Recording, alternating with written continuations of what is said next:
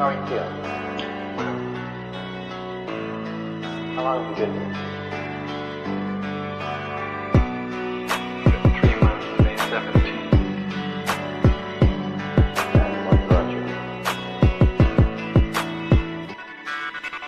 That's difficult to answer.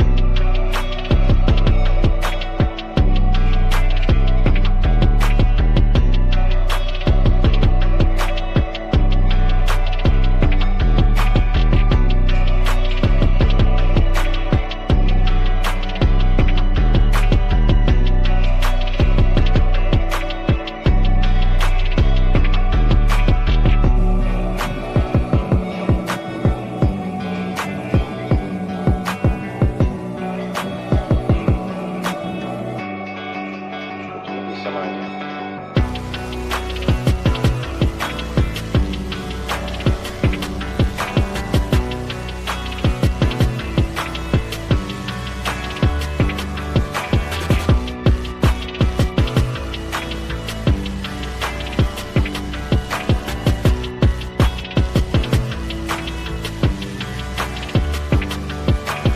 I am not completely like other people. What do you mean by that? People dislike me because I am not completely like them.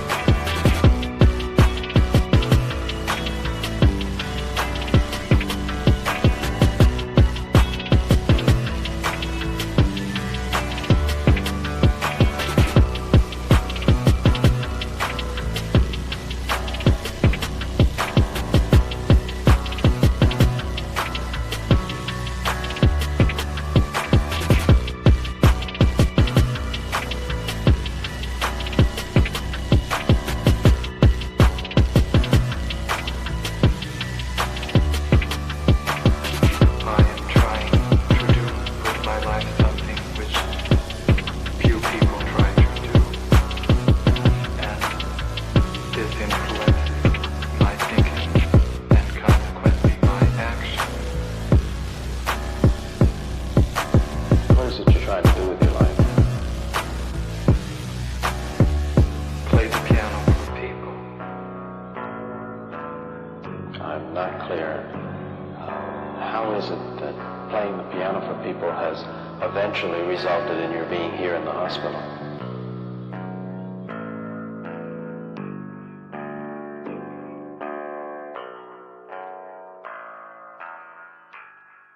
That's difficult to answer.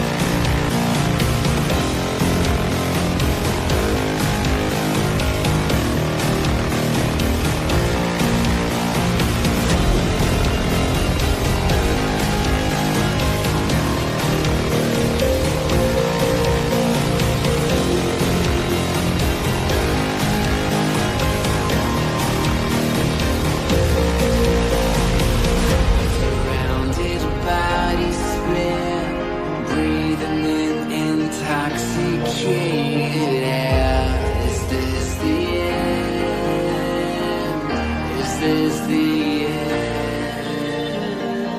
There's a noise inside my head of crying people facing death. Is this the end? Is this the end? Oh, I'm burning in the stone.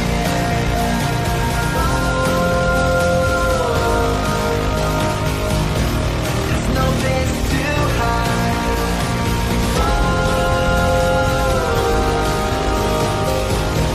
I'm burning in the stone.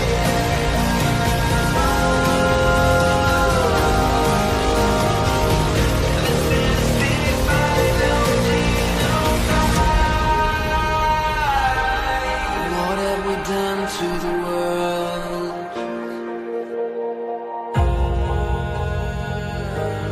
What have we done to the world?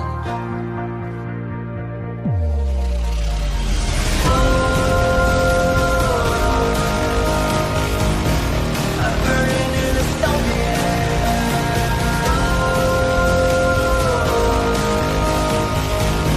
There's no place to hide.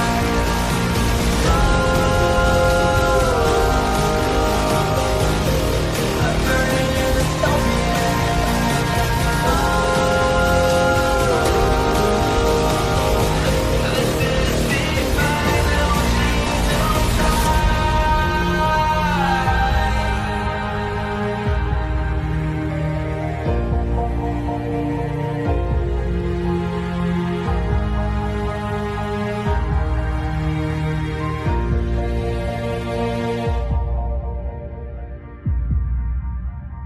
This is the final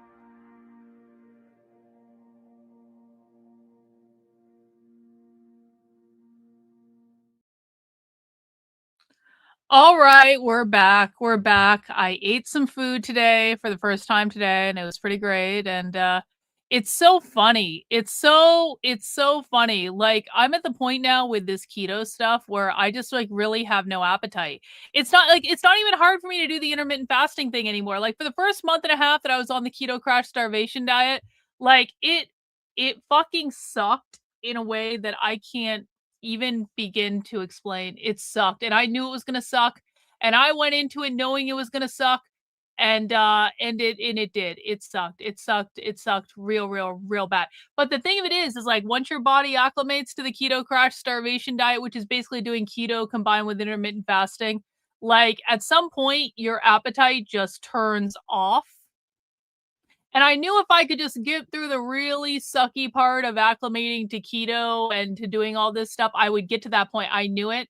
I knew it. I was committed because I need to look unrecognizably skinny to be able to go undercover again. You know, I people give me shit about my weight for years and years and years, it seems. I never really cared because fuck them, it's none of their fucking business. But like the minute I have a goal and the minute I have a reason to do something, I had to have a reason to do it. Like retards being retards on the internet was not a reason for me to give up eating food that I love in favor of the keto intermittent fasting crash starvation diet. And so but being able to become unrecognizably skinny to go undercover again and not get recognized, that was the motivation that was required. And I gotta say, it's like it's so funny because like now I eat dinner, which is basically like my one meal a day. I eat like once a day. That's like part of the key. That's part of the key to the keto crash starvation diet. I have like protein in my coffee, and I do other like I usually have a protein shake earlier to make sure I'm getting enough protein, because when you're losing weight really quick, if you don't have enough protein, it's gonna like you're gonna look like a fucking you're gonna look weird. Your face is gonna look. That's why the Ozempic people, and I'm not on Ozempic by the way. I do hate to disappoint people. I'm actually not though. But the reason the Ozempic people look like they look like fucking skeletons because they're not eating protein. You gotta eat protein. That's the way it goes. Protein and collagen. Anyway, so I basically eat once a day now. And I'm not even really hungry throughout the day. This is part of the problem. It's like it comes around time to eat and I'm like, I'm not really hungry though. And I'm like, but Karlyn, you need to eat because, you know, you got stuff to do tomorrow. and you actually do need to eat, and so then I eat, but it's like the tiniest like meals now, just because again, like my body is acclimated to this. I'm like, I just don't have appetite anymore. And it's just so funny. It's like things that I eat now, if I had eaten them like 6 months ago, it's not like I was eating a crazy amount of food 6 months ago. I was never eating a crazy amount of food. I wasn't doing like what the really fat girls do, where they're like, I didn't eat donuts or like sweets or really much of anything like that, like except occasionally ice cream. And now I can't have any of it because they all have carbs. And but like it's just so amazing, like the stuff I eat now, it's so much like, even if I'm eating like a normal, just like a normal person like meal, that it's not crazy or anything. It's like, oh shit, this is like a lot of fucking food. It's crazy. It's crazy. It's crazy. Now, I don't mean to talk about my weight all the time, but I mean, like losing weight quickly has kind of become a focal point of my life. I'm not like, because this is my mission right now. This is my fucking mission.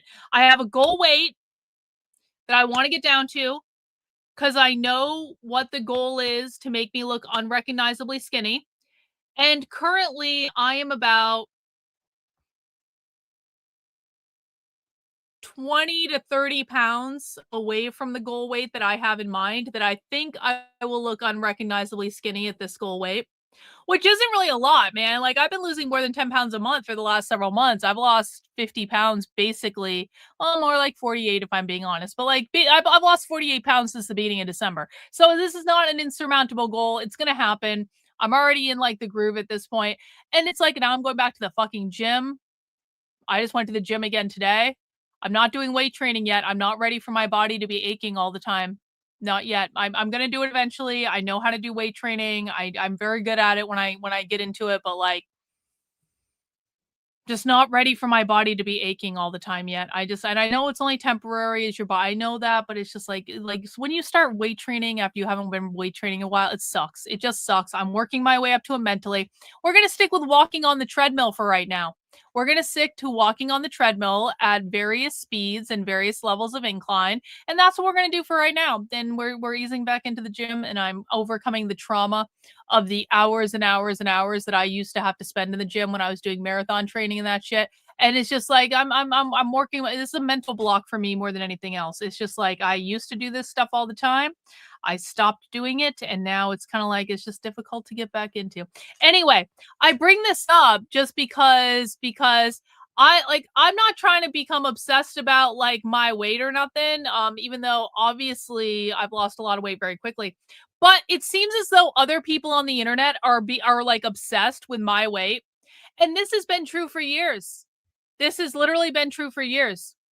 Everyone on the internet is always more obsessed with my weight than I am. The only reason I'm even fucking with my weight right now is because I have a mission-oriented goal that I want to be able to do something that it was the only card I had left in my back pocket. I planned this like a while ago. I said, Karlyn, eventually the fucking left is going to start recognizing you with these things. And the minute they do, the only card you have left to play is to become unrecognizably skinny. That's it.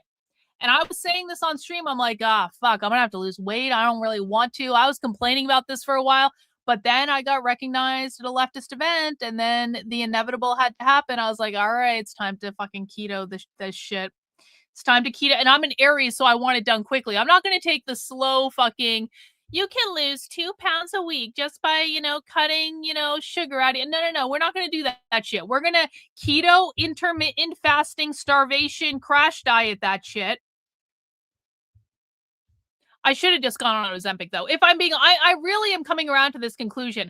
Everyone's accusing me of being on Ozempic. Everyone's saying I'm on Ozempic. And, like, I don't actually have any problem with Ozempic. Like, I don't have any problem with people being on Ozempic. But if I'm going to be accused of doing something all the time, I may as well have fucking done it. It's like, if you're going to accuse me of doing all this shit, like, why don't I just do it? Do you know how much fucking easier the first month and a half of the keto crash starvation diet would have been if I was on fucking Ozempic? Do you know how much less painful that would have been?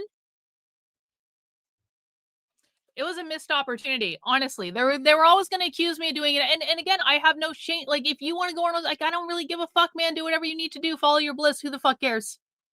Who the fuck cares? I don't particularly want to look like have Ozempic face though, because like they like weird skeletons, and I don't want to look like a skeleton. I just don't want that. Anyway, the reason I bring this up though is because there are so many fucking people on the internet who are way more obsessed with my weight than I am. And one of those retards is Frank McCormick. Now, Frank McCormick is basically a laughingstock on Twitter for basically being well known for posting really low IQ retarded shit constantly. And Frank McCormick is one of those people that seems to be obsessed with my weight. He posts about my weight all the time. He photoshops pictures of me. Frank has more pictures of me on his phone. I promise you. Frank has more pictures of me on his phone than my husband has of me on his phone. I promise you this is true. It's not to say my husband doesn't have pictures of me on his phone, but I promise you, Frank has so many memes and photoshops and different bullshit that he's made of me. He is more obsessed with pictures of me on his phone than my husband is. I promise you. And so Frank now, this is the avenue of attack that they have to take. And it's just kind of like, it's so interesting seeing this emerge, isn't it? Because for years and years and years and years and years and years and years, all I heard across the internet is every time I went undercover with the left, every time I went and recorded shit that no one else was doing, all I would hear across the retard sector of the internet is, you're fat, you're fat, you're fat, you're fat, you're fat, you're fat, you're fat, you're fat, you're fat, you're fat, you're fat, you're fat, you're fat. This is my life for years. You're fat, you're fat, you're fat, you're fat, you're fat. People trying to discredit my work by saying, she's fat, she's fat, she's fat, she's fat, she's fat, she's fat, every fucking day of my life for fucking years. And now finally, I have decided to lose weight on my terms for a reason that I deem acceptable to lose weight and to suffer this fucking much for. And all of a sudden, oh, we can't call her fat anymore. So now we have a new thing we have to do. So the new thing is, Karlyn Borysenko lost 200 pounds on Ozempic and Adderall and immediately began dressing like an inner city kid that just got a new rap contract. So now the complaint, now that they can't use you're fat, you're fat, you're fat, you're fat, you're fat, you're fat, you're fat, you're fat, you're fat. Now that they can't use that anymore, what they're using is Karlyn wears black skinny jeans and or black leggings, hoodies, and has a good sneaker collection.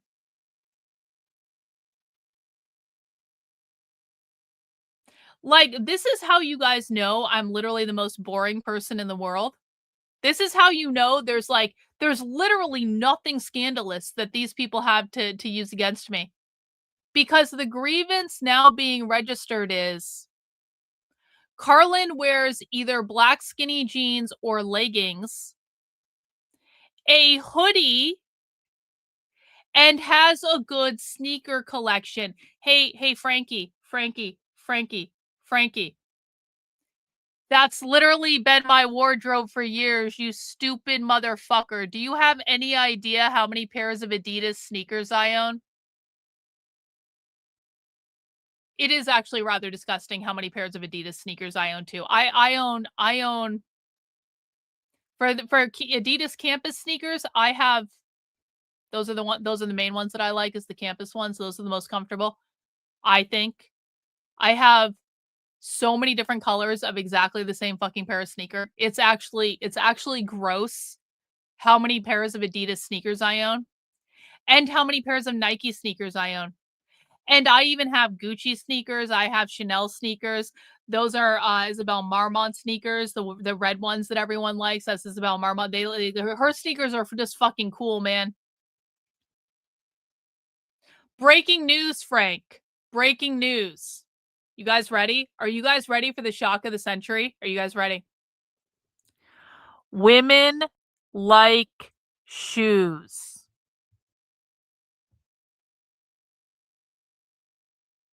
Guys, I know what I have just said is deeply shocking and horrifying, and I know you're all in a state of shock right now, but I'm just gonna say it again. You guys ready? You guys ready for the breaking news? Women like shoes. It's groundbreaking information. I know. Frank's wife apparently only has a raggedy old pair of sneakers or something that he, the only ones that Frank could afford, probably from like a Payless or something. Because Frank doesn't really have a job other than posting on the internet. But can we all just agree? Like, I'm sorry. That's a fucking off-white hoodie. Off-white is awesome. I look awesome in that picture. Those are black skinny jeans. Those are Chanel sneakers. I look fucking awesome in that picture. That's a men's X small hoodie, by the way. No big deal. No big deal. Dragon Tail, I'm gonna bring your post up, bro. I'm gonna bring your post up. This is a huge W. You look hot AF. Like, when he tried to own me by posting my tattooed back pics that I was prepping for a bodybuilding competition. Yeah. That fucking hoodie is awesome, by the way. And then here, you've got, again, black skinny jeans, my fucking awesome red wedge shoes. Oh, God. I'm wearing a jacket in this one. I'm wearing a jacket, guys.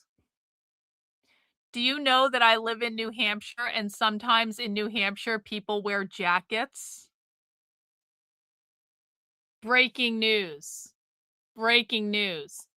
So this is now all they have, and I actually used my Gucci Sylvie today. I fucking love that bag. Gucci Sylvie bags are the best.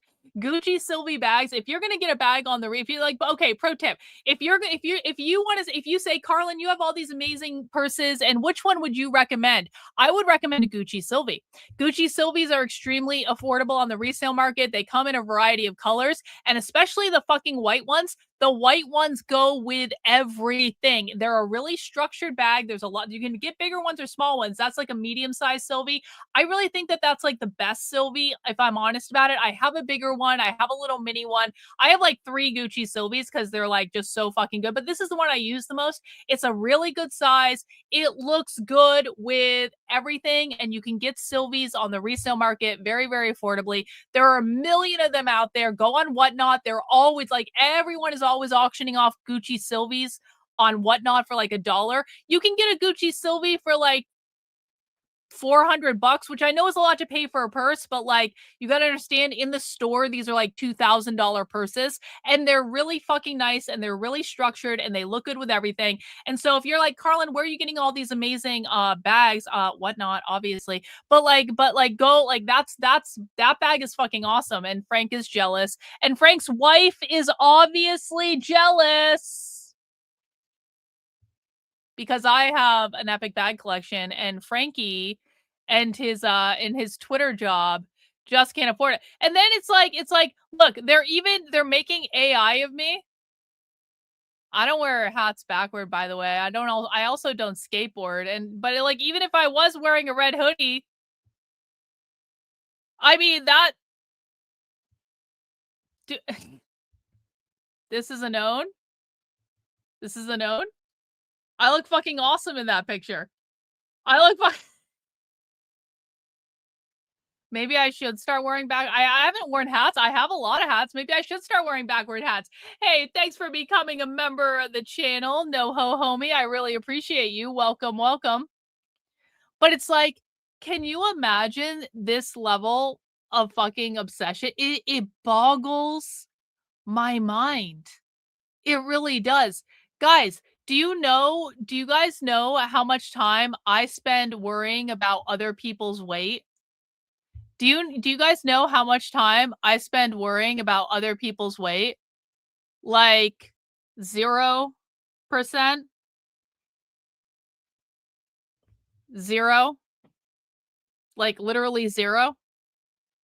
Because why would I fucking care? I just don't get it, man.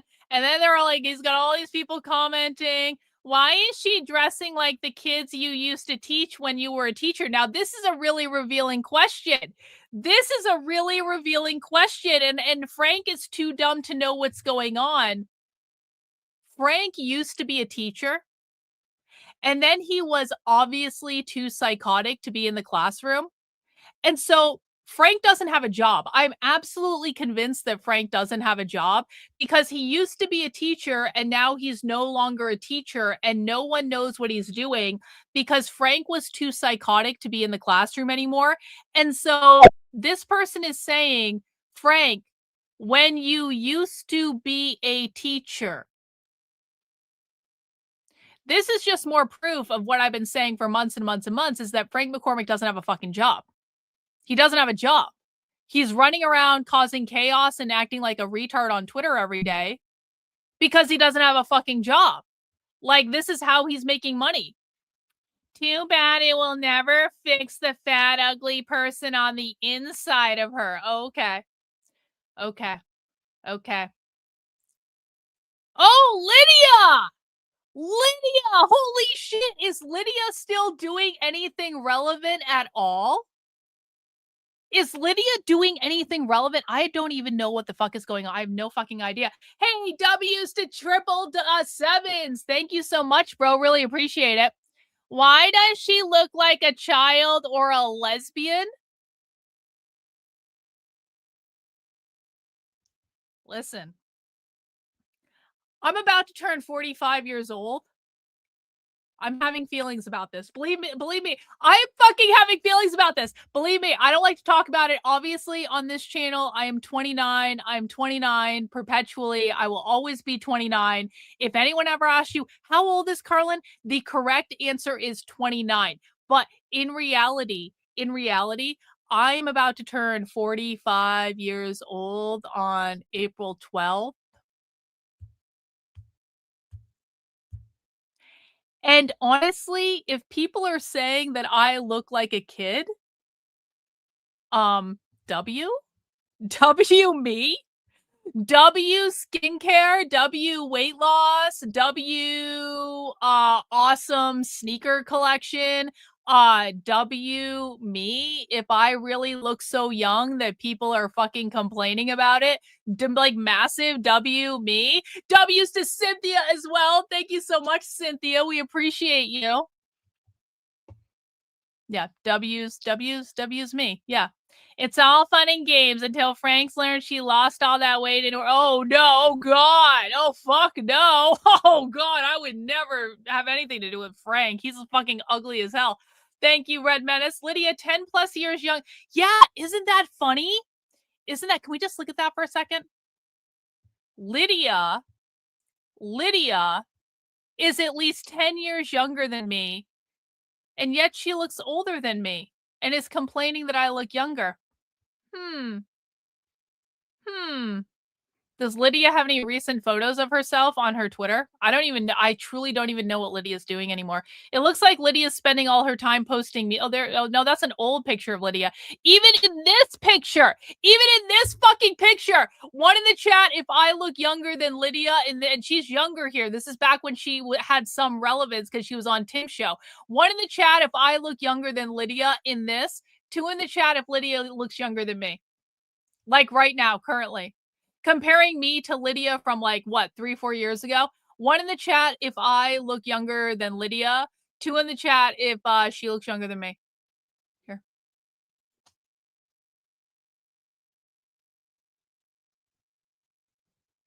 Lydia's like 10 fucking years younger than me. So, W me again. W, like fucking awesome. Fucking awesome. Did she suffer a stroke? No. See, they want me to. That's after losing 200 pounds. No, it's after losing about 50 pounds. But, like, these people always thought I weighed more than I did. Like, at my heaviest weight, at my absolute heaviest weight, I wasn't that much. I was a little tiny smidge over 200 pounds. So if I lost 200 pounds, if I really lost 200 pounds in a couple fucking months, first of all, that's cause for like hospitalization, probably. But I would also weigh like maybe 5 pounds if that was really the case. And obviously I don't weigh 5 pounds because that would be yeah, that would be whatever. See, this person even knows. This person, so I've got a cool vintage. Well, it's not really vintage. I've got one of the fucking most awesome off-white hoodies back from like in the Caravaggio collection, which is actually like, I don't like a lot of off-white stuff. I'm gonna be honest. I don't like a lot. I think a lot of off-white stuff is just lazy and like not very interesting. The Caravaggio stuff and the off-white stuff where they put art on the like back in the day, those hoodies are fucking cool. The t-shirts, like the Mona Lisa those are fucking cool. So yes, I have old good off-white back when off-white was really fucking awesome, and you're all fucking jealous because you don't have it. And those hoodies are like $600 on eBay. Neener, neener, neener. Fuck off. Whatnot rules. Fuck off. Imagine complaining. Excuse me. She has an off-white hoodie from the Caravaggio collection from 2013. How dare she?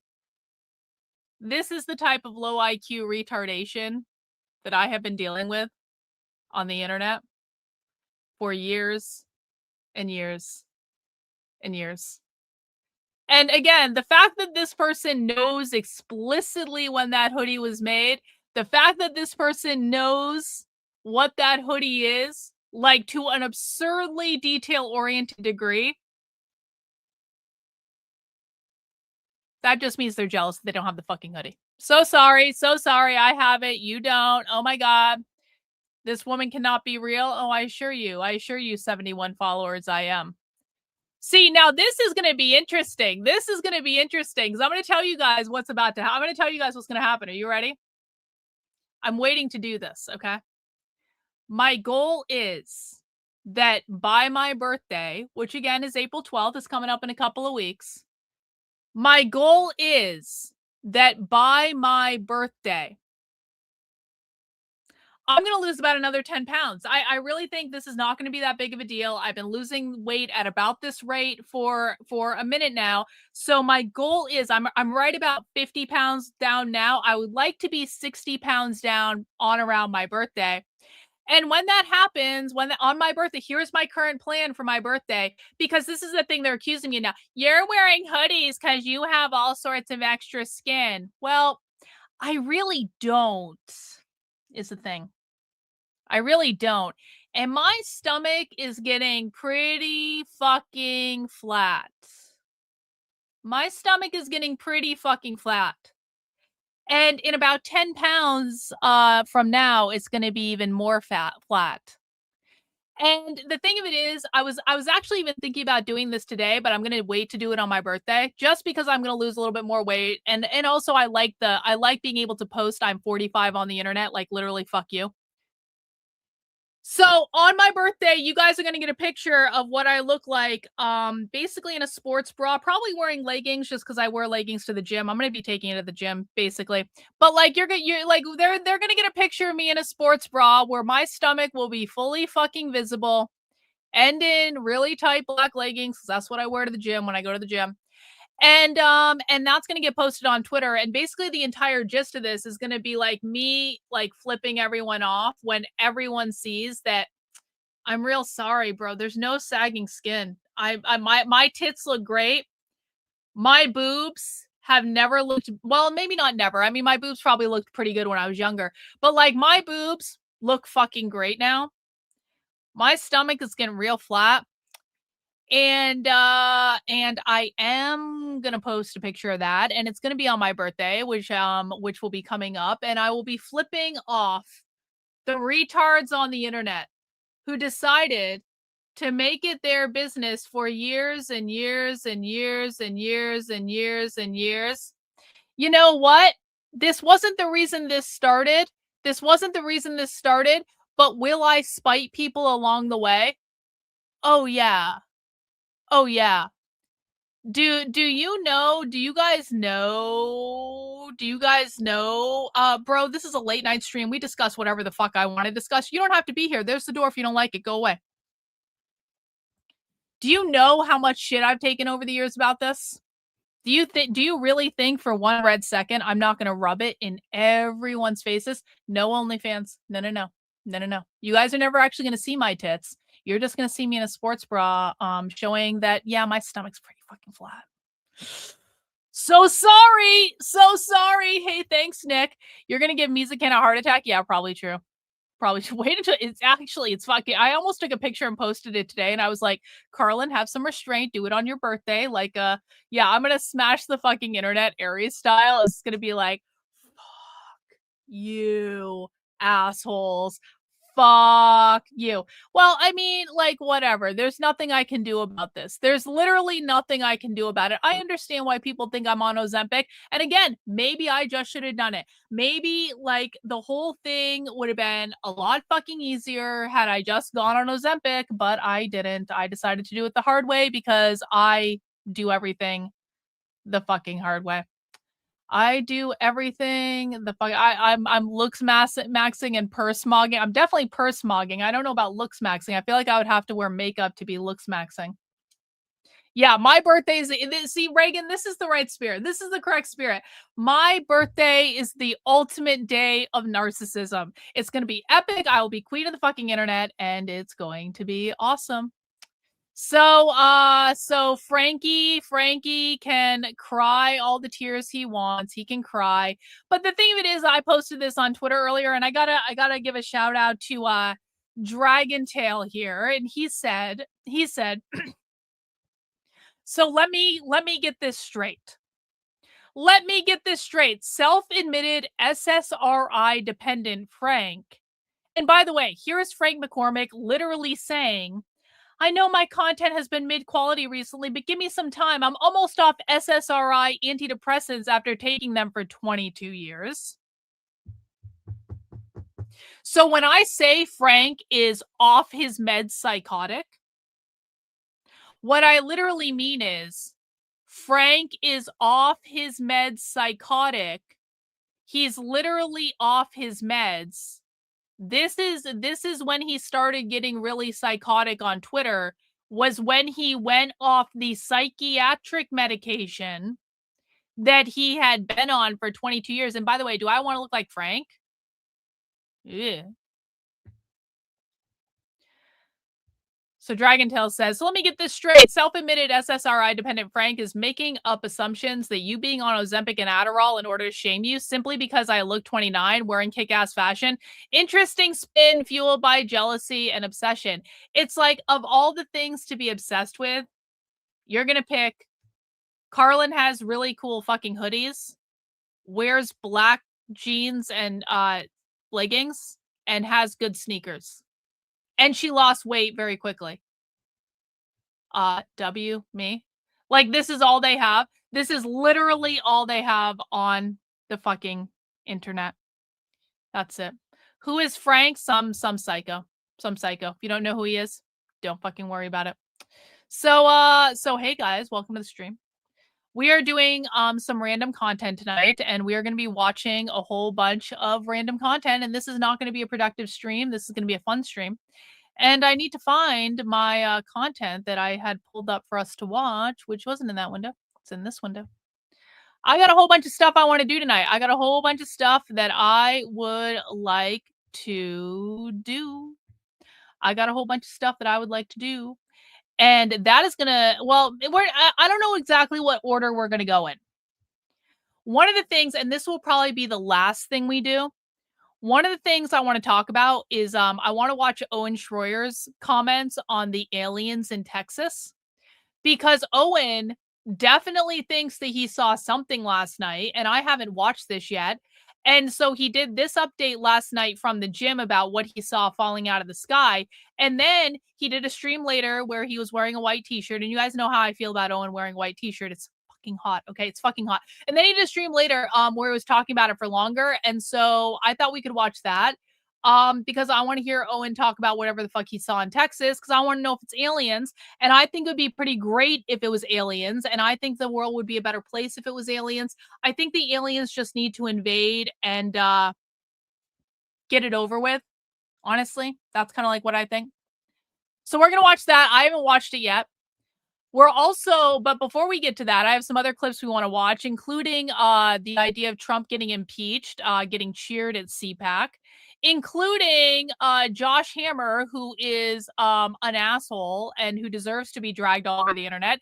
Josh Hammer is getting dragged for his speech at CPAC, and apparently no one liked it there. And Owen also posted his full speech, and I want to watch that. Also, Mizakan wants us to watch some dorky thing from CPAC. I don't know what this is. It's probably Mizakan's probably trolling us, but he wants us to watch that. So we're gonna watch that, and then maybe we might also watch this liberal saying he's gonna shoot ICE officers with a gun. Fuck around, find out. Maybe we're gonna watch that. And if you guys have hang on. If you guys have things you think I should watch, please feel free to make suggestions. I want to get caught up on some content. We got a big day tomorrow. I want to get caught up on some content, and so that's what we're going to do. But before we do that, can I take a point of personal privilege? Okay. So we have to do the unboxing first, because otherwise I'm going to forget. All right.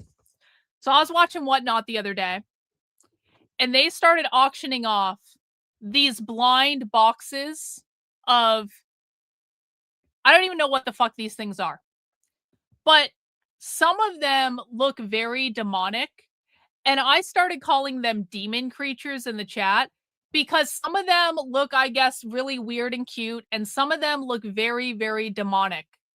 And I really, really, really, really, really want these to look demonic, but they're a blind box. So you don't know which one you're going to get. You could get a normal one. It's like a Labubu. Yeah, it's like a fucking Labubu. You could get a normal one, or you could get a demon-looking one.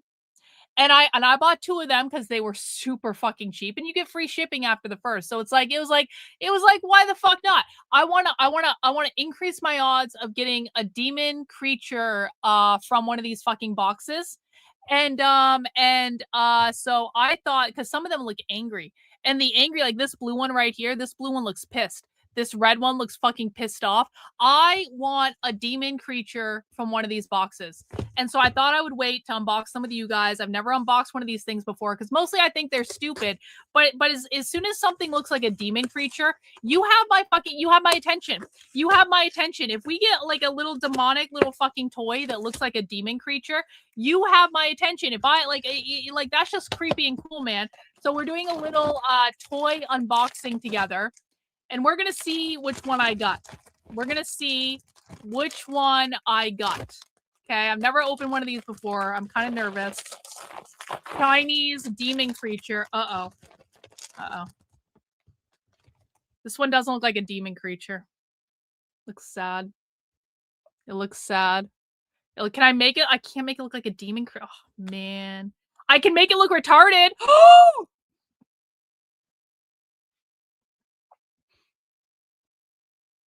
Did I just make it look retarded?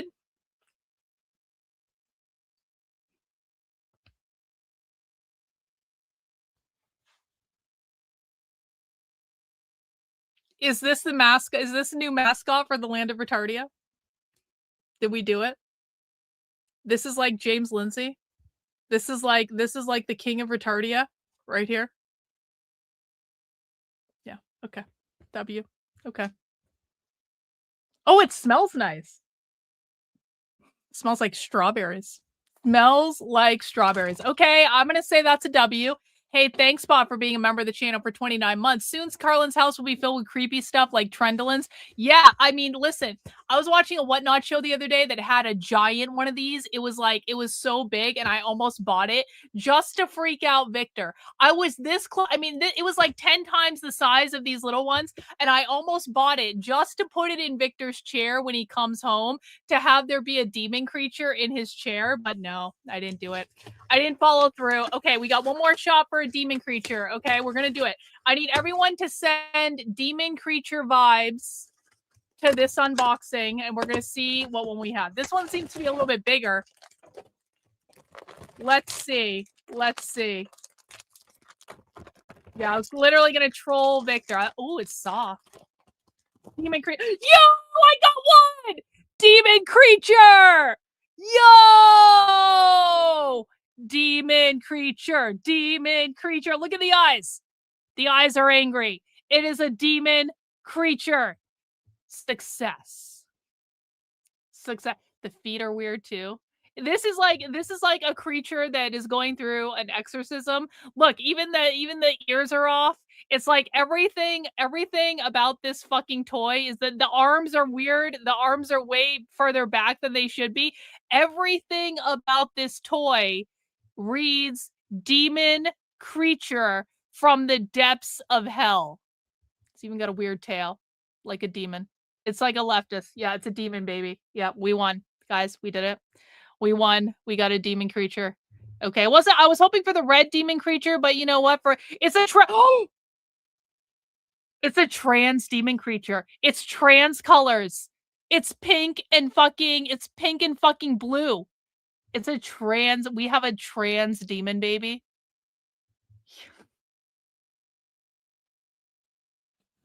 Winning. Winning trans demon baby winning. Okay. Enough fun with unboxing. Yeah, trans lives matter. Yeah, so true. All right. Well, did everyone enjoy that? Did everyone have a good time with that? 1 in the chat if you enjoyed the demon creature unboxing. 2 in the chat if that was stupid and lame.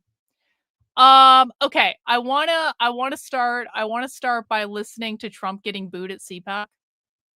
We're just gonna go in whatever order.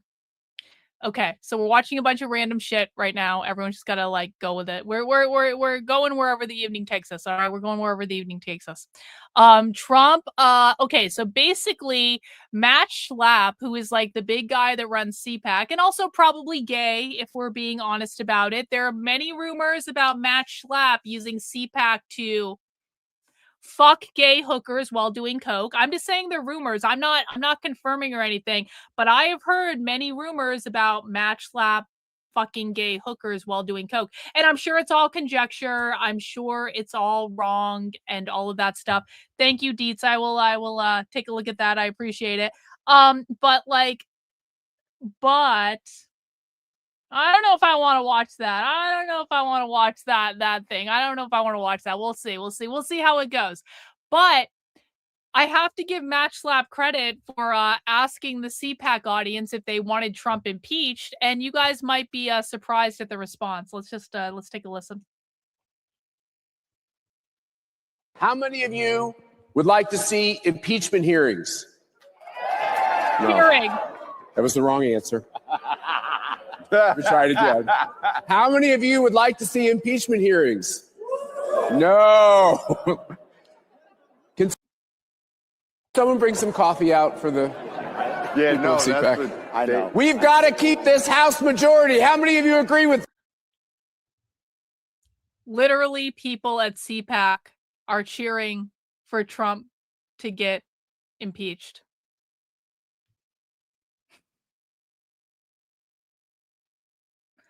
That would have been unfucking thinkable like 2 years ago. And now they are cheering for Trump to get impeached.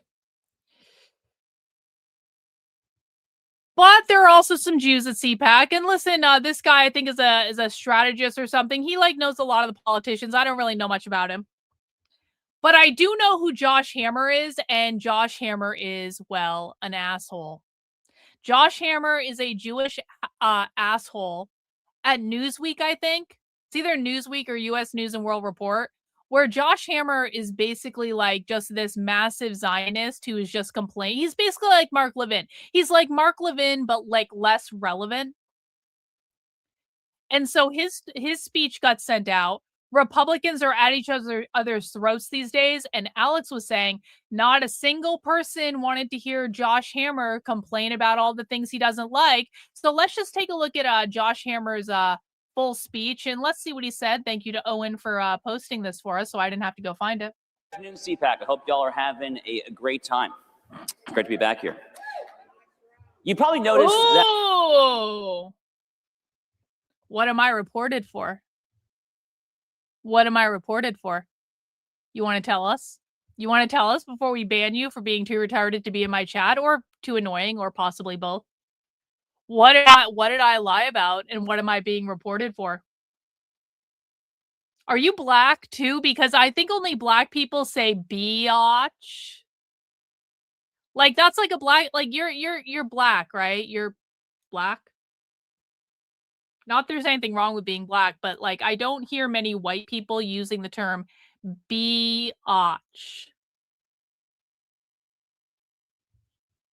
What am I reported for? Yeah, I'm reported to the manager of the fucking internet. No answer. No answer. Oh well. Oh well. Goodbye. Time out. Ban. Go away. Things feel a bit off in the conservative movement at this time. I'm not talking about the White House, of course. President Trump continues to lead with conviction, vision, and purpose. He's reduced illegal border crossings to near zero. He's crushed the woke madrasas of the Ivy League. And now he is reshaping the geopolitical map. Hey, guys, Trump fixed higher education. According to the Jews of the internet, Trump has fixed higher education completely. You guys just want to think about that for a second? Trump, according to the Jews of the internet, has fixed all of higher education.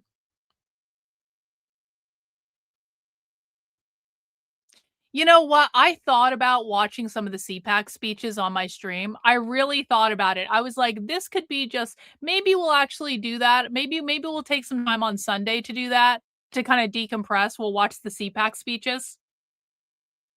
Because they're going to be an exercise in just complete absurdity and comedy, and I feel like they'll be totally unhinged from reality. By ending the Islamic Republic of Iran's 47-year forever war against the United States. At the cabinet level, Marco Rubio is the most dynamic and transformative Secretary of State in a generation. And Pete Hegseth has emerged as a clarion voice of American resolve, the consummate wartime consigliere. Things in the administration, in short, are going pretty well. It is only when we look outside the administration to the conservative influencer class, those who dwell in Podcastistan, as some now call it. Podcastistan. I want to show you something. Hang on. I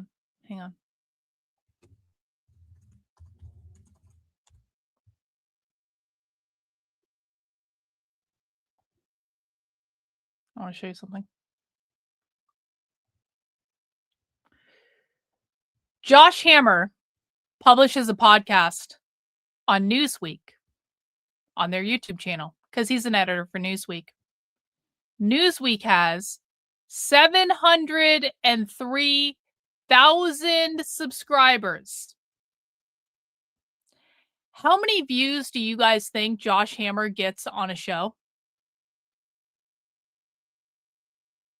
Does anyone want to take a guess in the chat?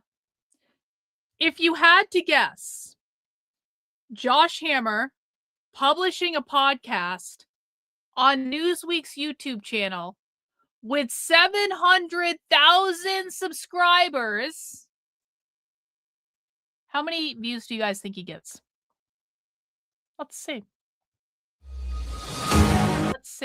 Let's see. 409 fucking views after 6 hours.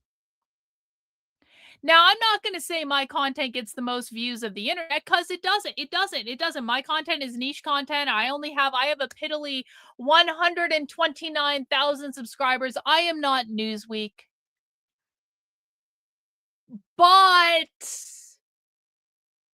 if I was publishing my content on a YouTube channel with 700,000 subscribers, I know I would get more than 406 views on after 6 hours, because I currently get more than that now. Let's just see. Let's go into there. Let's go. I think we can go down. Let's just look up Josh Hammer in here. Maybe we'll get a good list of here we go. 600 views. Ooh, that one, he's got a good one. Let's go back into the podcast. Can I just actually look at I just want to see the podcast episodes. I literally just want to see the podcast episodes. Let's see this one. 647 views. 621 views. 400 views, something published 3 days ago. Okay. So, the point that I'm making is that Josh Hammer, who probably paid someone to get a speaking slot at CPAC, who is publishing his shows on Newsweek's YouTube channel with 700,000 subscribers, is getting between 400 and 600 views on an average show. Do I already have more views than I already have more views than this on that I already have more views than he does on this live stream, and I'm just sitting here talking shit on the internet. Like, I'm not doing anything important. So the point that I'm making with this is that the reason that Josh Hammer is pissed off at Podcastistan is that he is desperate to be popular and have people listening to his podcast, but no one is, because he's an annoying Jewish faggot.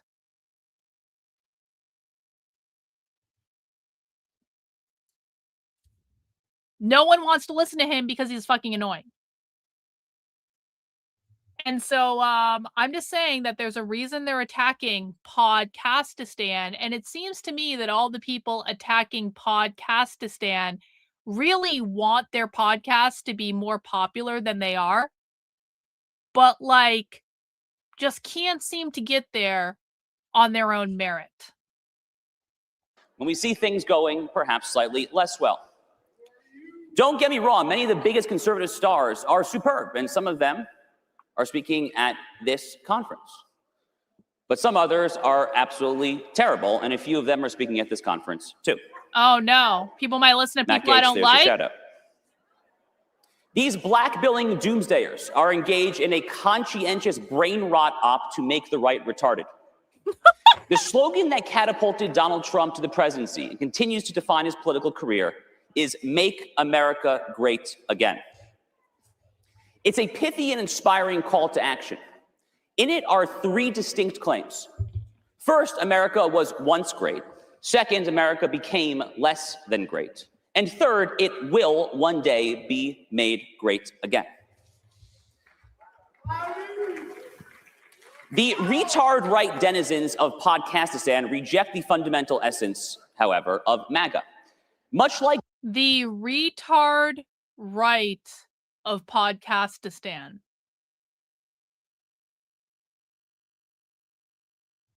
The lack of self-awareness is astounding. Yeah, we're basically watching Temu Ben Shapiro. You're right about that. the neo-Marxist left, the retard right doesn't think America was ever great. And they certainly don't think that America is capable of being made great once again. They are therefore explicitly anti-MAGA. In fact, they are actually just anti-American. We know this because they openly say it. They're yelling at him. You guys hear this? They're yelling at him. Listen. Are therefore explicitly anti-MAGA. In fact, they are actually just anti-American. We know this because they openly... There are people in the crowd. I don't know if you guys can hear this. There are people in the crowd yelling, "I don't think so."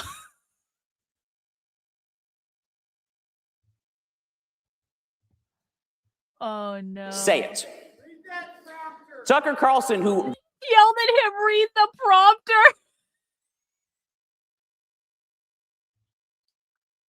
why didn't I go to CPAC this year? I kind of feel like I was missing out at this point. I don't really care about CPAC, but like if CPAC is going to become heckling Jewish Zionists for like as they're speaking, like that's a CPAC I want to be a part of, man. Can we make heckling at CPAC great again?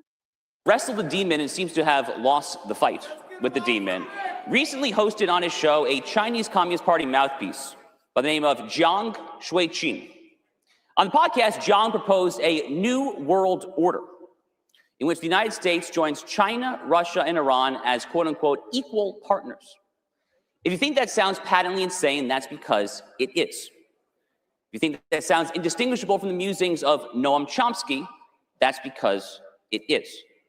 But that didn't stop Carlson from affirming Jiang's Beijing-approved dystopia as the wisest possible advice and the only path that preserves civilization. Of course, Carlson has also lauded Russia, Maduro's Venezuela, and even Sharia law. You'd be hard-pressed to find a single anti-American system. Wait. Tucker Carlson?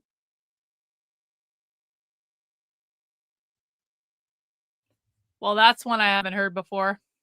Or regime that Carlson has not, in fact, praised.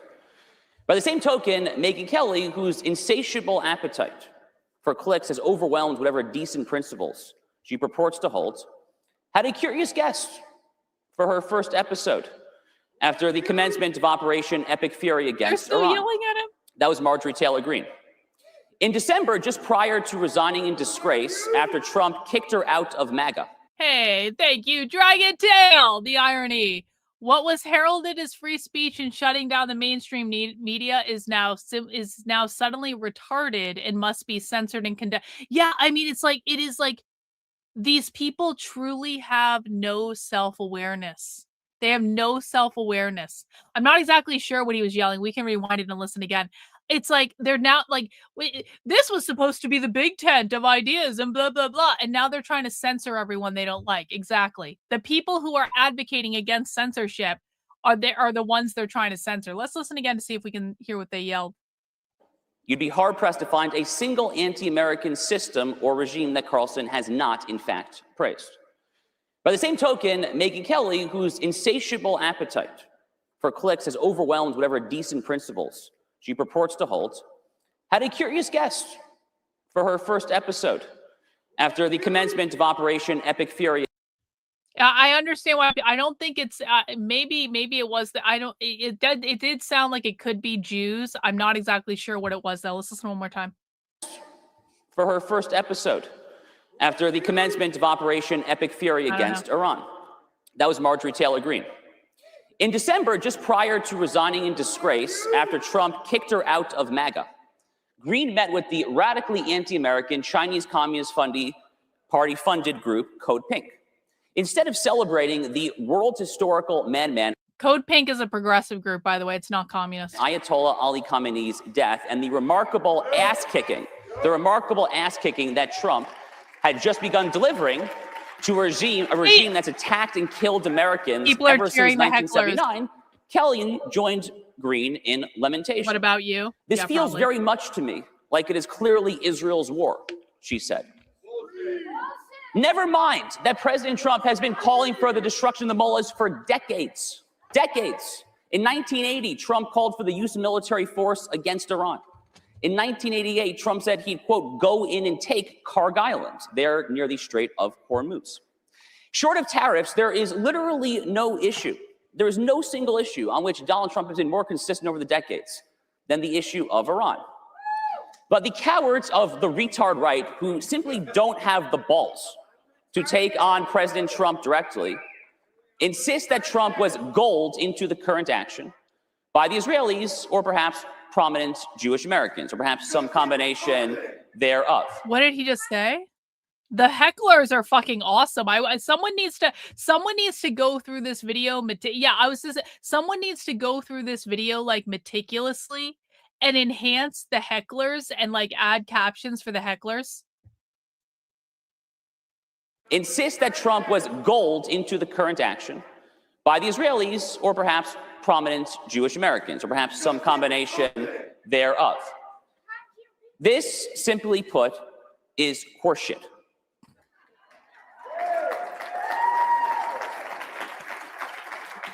Donald Trump is not a dupe, and he is now settling all the MAGA family business. So it's no wonder that Trump now calls Carlson, quote unquote, not MAGA. It's no wonder he has labeled Kelly, who has been spiraling off into extreme juvenile vulgarity. We've been talking about micro penises of late. He called her a... Well, obviously, Josh Hammer probably is in possession of a micro penis as well, because listen, it's not as though I'm a professional psychologist or anything. Oh, wait, I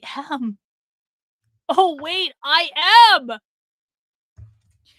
But the thing of it is, Josh, men with large cocks are not offended if you say the word micro penis. The only men who are offended when some other man gets told they have a micro penis are men who are self-conscious about their cocks. If a man had a large cock, there would be no reason to be offended at a woman using the term micropenis to describe someone who is acting as though he has a fucking micropenis. So you kind of just told on yourself there, Joshy Josh. You kind of just told on yourself, because if you were secure in what you had in your pants, bro, there'd be no reason to be offended by it. Quote, jealous and angry human being with little sway. And he's right on that. A new survey from JL Partners revealed that Republicans trust Donald Trump over Tucker Carlson and Megyn Kelly by a whopping 83% to 6% margin. This is not a particularly close call. It is not a coin flip. It is an overwhelming, crushing defeat for the retard right. Indeed, at this juncture of his second term, Trump maintains historically high approval ratings from within his own party for a very clear and obvious reason. He's doing a fantastic job, and he deserves our support. All of that then raises some rather obvious questions.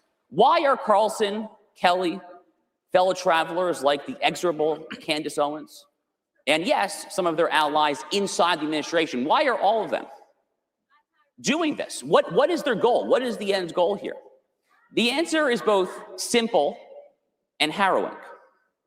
The goal is to destroy the MAGA coalition and the current iteration of the American right. These subversives have no interest in a strong... God, I hope so. God, I hope MAGA is destroyed. God, I hope the GOP it crashes and burns. I hope all of these people go away, shut the fuck up, and allow people who are actually willing to do what's required to fix the real problems. You allow us to give it a fucking try for once. Because under the leadership of these retards, the left is winning, and we are losing, and Israel is winning, and Americans are dying. And so I think personally, MAGA getting destroyed and the Republican Party getting destroyed and Trump getting destroyed. And I think Trump should be impeached. And I think Trump should be removed from office. I flat out do. I think the decisions that Trump has made are egregiously bad. I think they are egregiously bad. I'm not saying I prefer J.D. Vance, but I think there needs to be punishment and retribution to the epic betrayal that Trump has inflicted upon people who believed what he said when he said mass deportations, he was the no war president, blah, blah, blah, blah, blah. He has gone back on fucking everything. And so I think Trump needs to be impeached. I think MAGA needs to die. I think the Republican Party needs to be burned to the fucking ground. I think the Groypers need to take control. And I think that they need to lead the next generation of young men. And all these fucking people need to sit down, shut the fuck up. And Josh Hammer needs to deport himself to fucking Israel. Oh, honey, the left is already going to take over. That's going to happen. If there is no opposition on the right, the left is already going to win. And guess what? There's no opposition on the right. The Republican Party, the MAGA retards, fucking Trump. None of them are opposing the left right now. None of them are doing anything to stop the left. So they need to go the fuck away. It needs to get rebuilt. That is the only hope of defeating the left, is to destroy the current iteration of the MAGA-tard right. America that kills arch terrorists who want us dead and confronts a Chinese Communist Party that wants us subjugated. They have no interest in a conservative movement that is downstream of the West's biblical inheritance. Instead, like Putin's Svengali Alexander Dugin, they want a coalition movement that makes America great by making Russia and China great. Like the Muslim Brotherhood, they want the Judeo-Christian biblical tradition made great again by making Islam or Sharia law great again. Like Hassan Piker and Howard Zinn, they want to make America great by tearing it down. If that doesn't sound anything remotely conservative to you, that's because it isn't. It's stupid. It's evil. It's flaming, stinking garbage. It is the direct advancement of our enemy's interests on the world stage. If someone wanted to destroy America from within, what else would he do other than what the brain rot op retard right does on a daily basis? Your job, CPAC, is simple. It is to resoundingly say to the retard right, no. The future of this conference depends on it. The future of this movement indeed depends on it. Cancel and ultimately everyone the future Josh of Hammer this doesn't country depends on it. So don't mess it up. Thank you very much. Okay. Wow. Wow.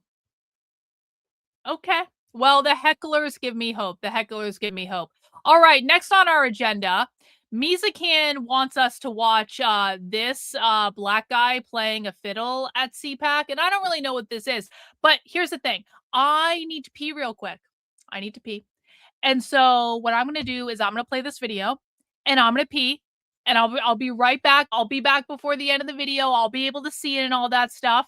And so let's just see what Mizakan sent us. And if there are any stupid ads at the beginning, I will get through the ads before I go pee. The real reason Ad, you're stiff, obviously, Rumble. Ad. You can live Fuck a very long you. time with. It's good to be here with you guys. I'm going to sing you a few songs. This Okay. first one's about freedom. Let's kick it.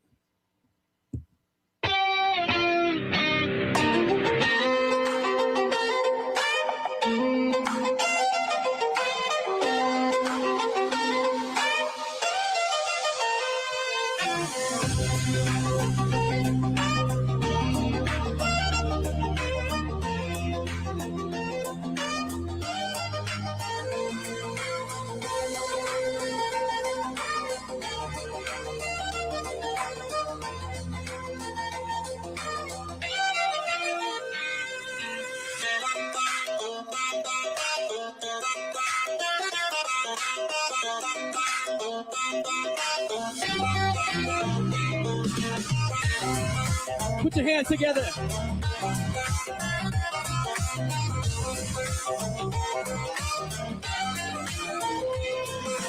Now we know we've all been free. Love each other even if we disagree.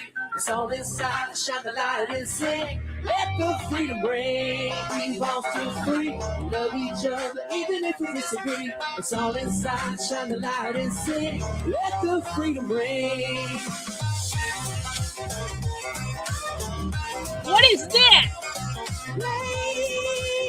Wow. Let the freedom ring. Come on.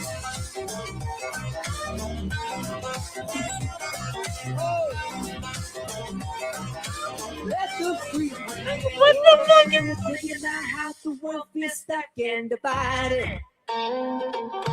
So my brothers and sisters be keeping on fighting.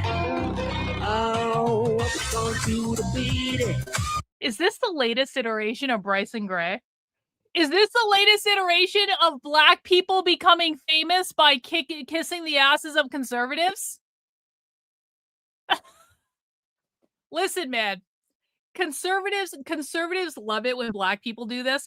Conservatives love it when black people put on a funny costume and dance a dance and sing a song about America and how much they love America. Like there's no faster way to make money as like a black person on the right than to just literally put on a costume and do a dance and say God bless America or some such shit. All of the white boomers are gonna fucking love it.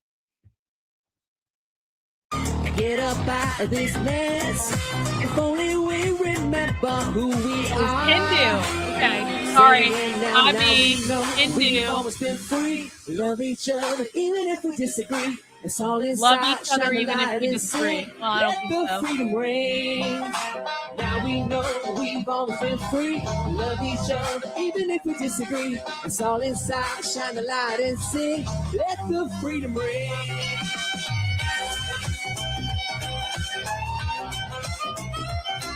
This is crazy. Oh, he's playing a fiddle.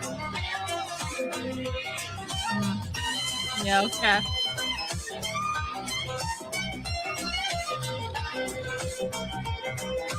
Let the freedom ring. Go let that freedom sing it now. Go let that freedom ring. Go let that freedom ring.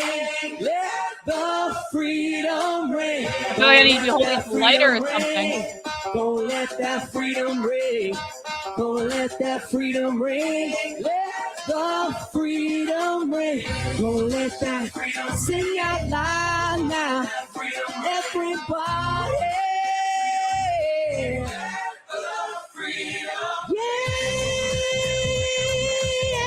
Wow. Ooh. Come on, sing it with me now. Let the freedom ring. Let that freedom sing out loud now. Everybody, come on and let the freedom ring. Thank you all. Yeah, that was great. That was. Look at all those good conservatives in the crowd clapping. All right, that was great. Hey, that was learn great. more. That was great. That was great. Okay, I think that we're gonna watch Owen now. Because Owen apparently had an alien encounter last night of some sort. And apparently, I don't know how many people saw this.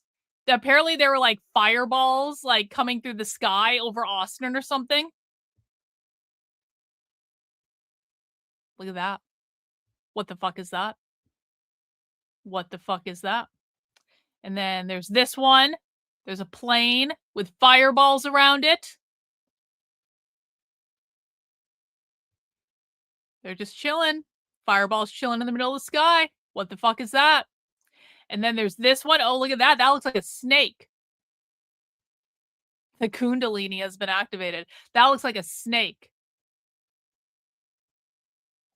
And Owen retweeted this and said, best videos I've seen yet, but it doesn't do it justice. And apparently he saw something and he looks pretty freaked out at it. He made a whole video about at the gym about what he saw, and I want to know what this is. I want to you guys know I would really love for there to be aliens this year. I think aliens are the answer, even if it's like a false flag alien attempt. Like, I'm okay with that. I just need there to be aliens. We need to have an alien moment. And do you guys know what I saw today? I saw a bunch of fucking MAGA retards on Twitter saying, we don't even care if there's aliens. Like, the fuck you don't. Are you fucking shitting me? Are you shitting me, MAGA retards? We don't even care if there's aliens anymore. Our masters are already Israel. It's like, literally go fuck yourself. If there were fucking aliens, that would be the greatest thing that's ever happened. It would be awesome. It would be something so different and so unique, and everything would divulge into chaos, and there'd be all sorts of fucking fighting. And then the aliens, who inevitably will have better technology than us, the aliens are going to come down and be like, children, you've done enough. Shut the fuck up. We're taking control. And I for one, welcome our alien overlords. I'm not even joking about this. If aliens land, I'm going to be like, I'm on your team, bro. You don't even need to say anything. I'm on Team Alien, because there is no reality in which if they want to do us harm, They're going to win. They're like, we like you think we can't even get our shit together to stop far leftists, okay? You think we're going to get our shit together to stop aliens that are coming to destroy us? No, they're going to win. And so if they're here to be our friends, I want to be on their team. And if they're here to do people harm, I still think it would be in my best interest to say, you know, you can vaporize me or whatever, but like I'll do stuff for you, like just because I want to see what happens. Like I'll do stuff. I'll be on your team. You don't need to. I'm not gonna fuck anything up. Like I would totally go on the side. I would betray the human race to go on the side of the aliens very, very quickly. Because I just think that's like a responsible thing to do. And if they vaporize me, they vaporize me. Like, you know, whatever. But maybe I could buy myself some time to see how it all happens and what plays out. I'm just saying. So I'm very pro-alien, and I want this to be real, and I want them to come and take over, because I think human beings are going to destroy the world because too many people are stupid. So let's listen to what Owen saw.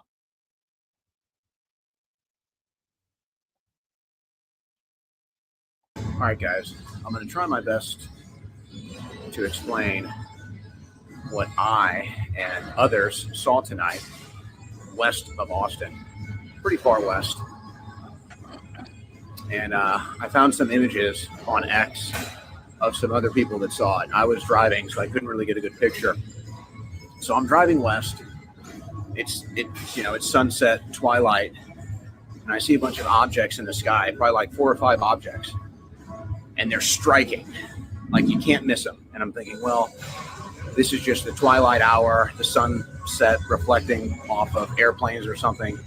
You know what I'm talking about. And so I was like, oh, okay, whatever, that's just what it is. And then one of them, I don't know if I would say it blew up, but it just started falling out of the sky and eventually caught fire.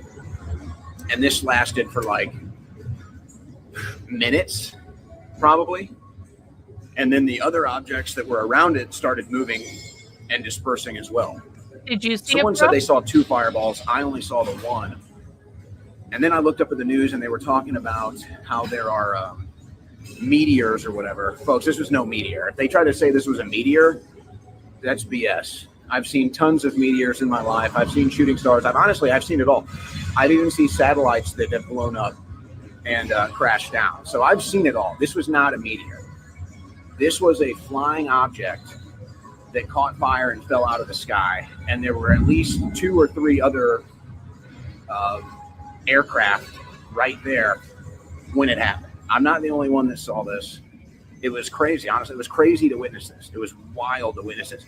And the reason why I don't believe it was a meteor is because when meteors come into the atmosphere, it happens very fast. And then when they hit the atmosphere, they kind of disperse and break up. But the thing of it is, okay, I saw people say this is a horrible freeze frame for Owen. We're not doing him dirty like that. Okay, that's much better. Okay, that's better. Like so like I heard people saying this too, but here's the thing. It's like I don't believe any fucking story that is out there right now about whatever the fuck this is, because it's like they're like the powers that be are not going to want us to know that there's aliens. So no matter if it's aliens or if it's not aliens, they're going to want to put some story out there saying, no, simpletons. No. Here's what it actually was. And so like, yeah, I know that's the story on Twitter. But do I believe that story? Do I think it's impossible for people to plant a story if they want that line out there? Do you know how many times I've been defamed and how much crazy shit's been said about me? If they're taking the time to say crazy shit about me that isn't even real, you think they're gonna plant a cover-up story about aliens? Oh, I do. Oh yeah, that's way more important than me in like so many different ways. And so it's like, do I really believe whatever they're saying? No, I don't. No. Come into the atmosphere. It happens very fast. And then when they hit the atmosphere, they kind of they're already disperse aliens. and break up. The whole process of a meteor is like a couple seconds, like 10 seconds tops. This was minutes. This thing was a fireball falling out of the sky for like 5 minutes. with other aircraft around it. So That's I'm not crazy. even trying to be like a conspiracy theory or anything. It's just like, that was crazy to witness. I was not the only one that saw it. That's how incredible this thing was. And it was not a meteor. I don't know what it was. I'm going to be obsessed with trying to find out if anybody else got any better images than the ones that I'm sharing on X. It's got to make the news. I mean, this thing was such a crazy aerial phenomenon. I would imagine it's got to make the news. So this thing has me intrigued. So it's nice to take a break from the Trump TV craziness and look up at the sky and wonder what the hell is going on. All right. And then later, Owen did a whole stream where he was talking about this. And so let's just watch. It's like an hour long. He's wearing a white t-shirt, which is my favorite Owen outfit. Like by far, he needs to wear white t-shirts every day of his life. And, whoever he's dating or married to needs to just get him an entire fucking closet of white t-shirts. It's fucking hot. So we're going to listen to Owen talk about whatever the fuck he saw for an hour. And then we're just going to hang out. And if there's other stuff we want to watch, we can do that. But we're going to watch this video.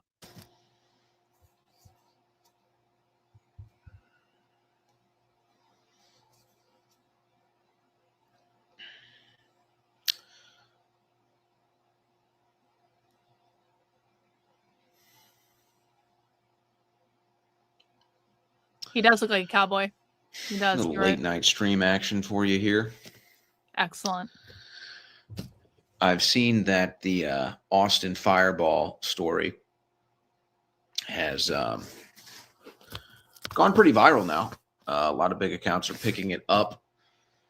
And then, of course, when that happens, everybody wants to make a comment about it.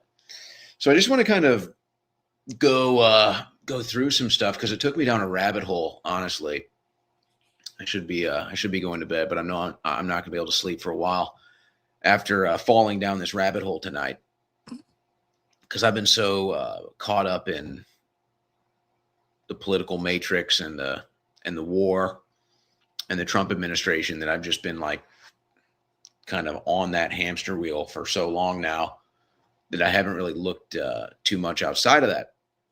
So the aerial phenomenon, whatever you want to call it, fireball is kind of the viral word tonight that I saw in Texas, Austin, Texas. Others saw in Austin, Texas. He does went viral. So a little bit, doesn't he? He does. So I wanted to kind of address some things after I went down this rabbit hole tonight. And I figured I might as well do it tonight because tomorrow's already going to be a crazy news day. And I already have so much actually on this tomorrow that I'm going to briefly get into here, but it's already going to be a crazy news day. So I figured I'd just do this tonight and get ahead of tomorrow's news cycle for people that are interested. So I'm kind of just waiting for some people to get on here, but since a lot of people will probably just go back and watch this in the morning, I guess I might as well get started. So basically, the basic details are I'm driving west in Austin and I'm on the road going west, and up in the sky, I can see, 3 or 4 striking objects, like visibly striking, like impossible not to notice. And definitely something that didn't seem like you've ever seen it before. Okay. And so let me just say, after saying that, to all the people that are calling us crazy and saying it's just a plane, it's just that, it's just a reflection, to all of those people laughing, saying we're crazy, whatever, I get it. I don't really care. That's fine. Call me crazy. It really doesn't matter to me. But what I think is funny is it's like, do you really think I've never seen a plane before? I'm 36 years old. Like you really think I've never seen a plane in the sky before? Do you really think I've never seen a plane in the sky before that's getting a reflection from the sun or a sunset or a twilight? Like, really? You really think I've never seen that? Or people talking about, oh, it's a contrail, it's a chemtrail. Like, really? You don't think I know about these things? So let's just relax. That's funny. The comment right here, Biden was a robot. Don't even go there with me right now. Cause I went down that rabbit hole last night. Okay. I'm not sleeping much these days. So please don't even put the Biden robot stuff out there. Can we stick to the topic? I mean, this is how crazy the world is. So I get why people think it's funny and why people think we're crazy. But before you discount what I'm talking about here, and I'm going to tell you why I think it's important, and it's not just something I saw in the sky that was cool. There's a reason why this is important. But before you discount us and before you think we're crazy, which that's fine. That's fine. I totally get it. Oh, they think they see a fireball in the sky. All right, it's crazy. I know. Believe me, I thought it was crazy. But before you discount us and make fun of us, because it's funny, like I've seen planes before. I know the different aerial phenomenons that happen with planes. But let's even say that you still think I'm crazy. This thing kind of went viral tonight. This thing was a hot topic of conversation in Austin. I had a bunch of people reaching out to me that live here. Some of them saw my video. Some of them didn't. Some of them just text me like, hey, did you see that in the sky? So, I mean, there's something happened that is not normal. Enough people noticed it that it wasn't normal. It's not just me. A lot of people saw it. I disagree. I think his hair looks fucking great. I think his hair looks great. I think that he should, I don't know. I don't like, listen, I know you're gay and you have better style than I do, but I think you're wrong, Dragon Tail. I think you're wrong. And I'm not afraid to say it. You're wrong. His hair looks great. Believe me, you think I'm sitting there in this crazy political world? You think I'm sitting there looking at this in my car thinking, oh, this is great. Let me post about how I just saw a fireball in the sky. That'll really get people to think I'm with it. But no, I did. That's what I saw. So that's what I posted. You're right. And then you saw a bunch of other people posting the same thing. I was able to find a couple other videos, find a couple other images. Now here's the problem. Before I get into why I think this is important. And this is another thing of why don't really doubt us on this to those that saw it. These things were not like, these things were like in space.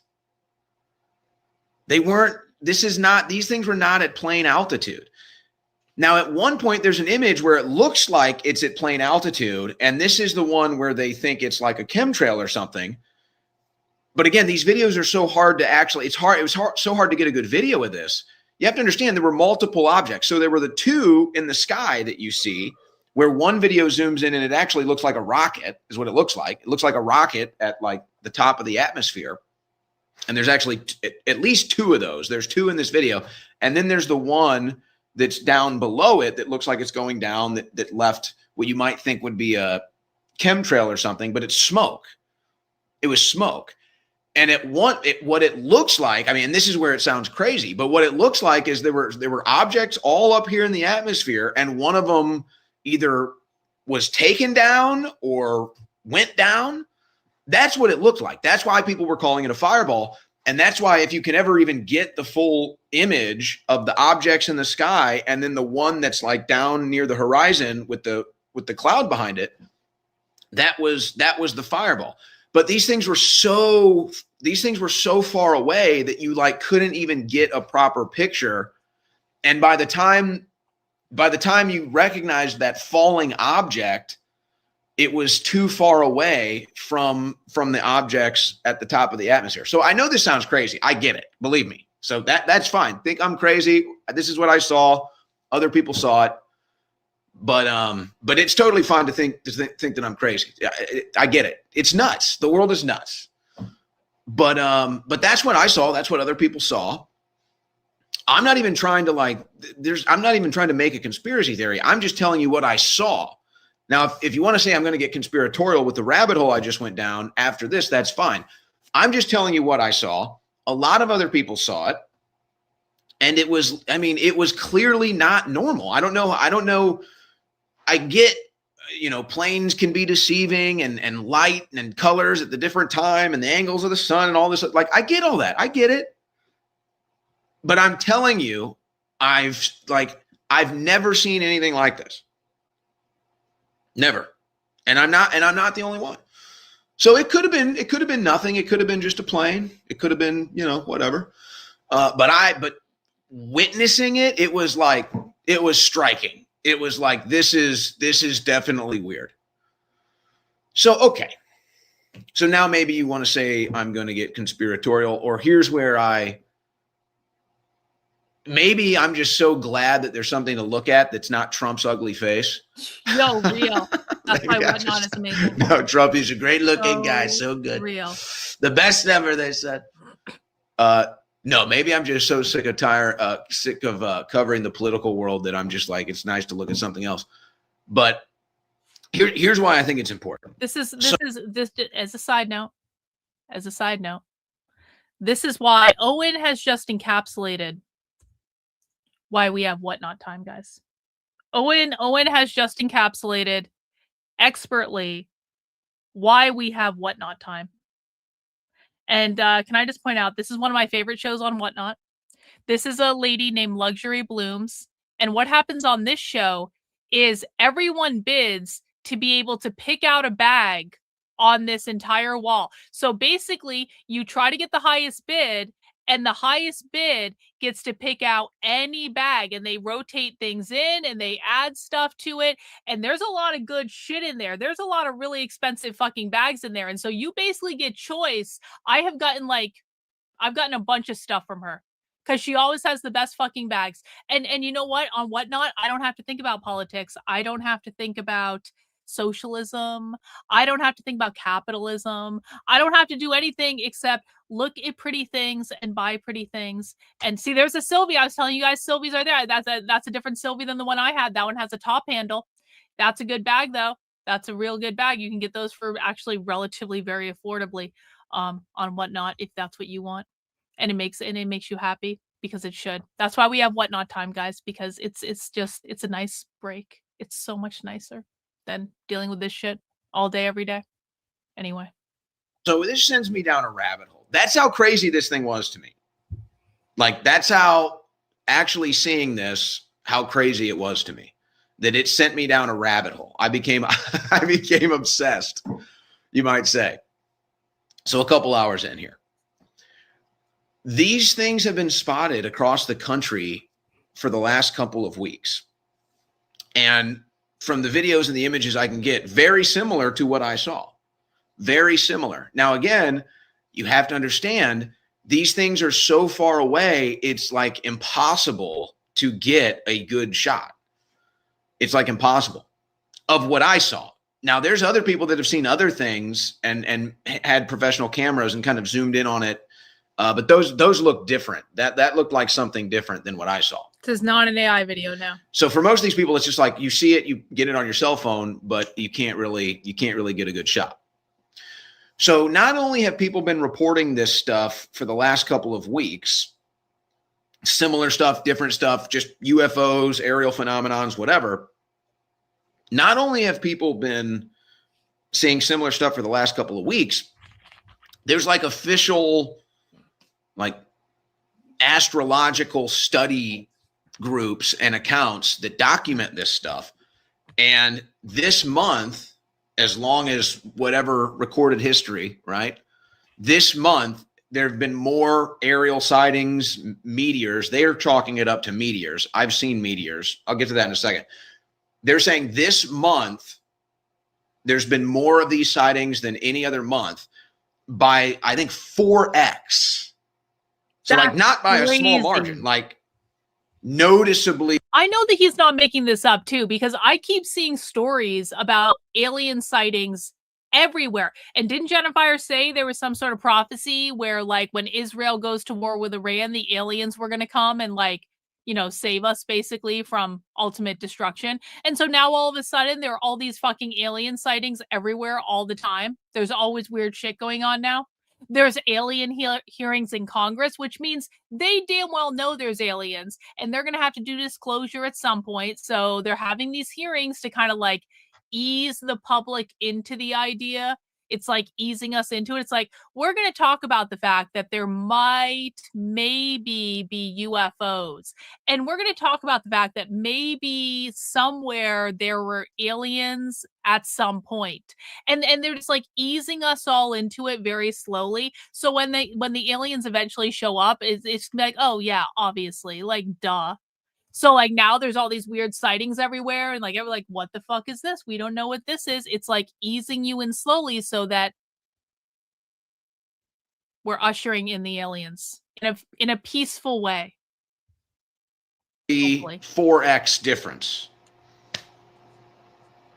So you're kind of starting to get into a territory of this isn't really a coincidence, right? I mean, you're starting to get to, it's like, okay, something is going on here. And I don't think it's insignificant that this seemed to have started right after the war. Could be a coincidence, but when you look at the timetable, these sightings started happening right after the war. Now, we've heard all kinds of stuff about drones and drones being stolen and drone motherships, you know. So who knows if it's all connected? But when they say that these are meteors, whatever I saw, 100% not a meteor. Now, I saw a couple of videos that went viral recently that I would say were meteors. And the distinction is, if you've never seen a meteor, what happens with the meteor is when it goes into the Earth's atmosphere, it basically breaks up and disperses. But it moves pretty quickly. It all happens pretty quickly, a matter of seconds. And you can see it.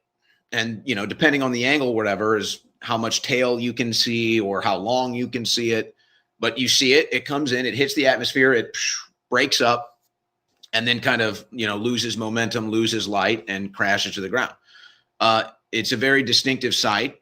If you've seen it, it's a very distinctive sight. You can also see meteors, you know, like out in space, but that's not what the videos that I'm seeing are, where they're kind of adding these things up. That's the meteors that go into the atmosphere and break up. Maybe there is some other meteor. That's better. Socialists will say we are oppressed by meteorites, whites, meteor whites.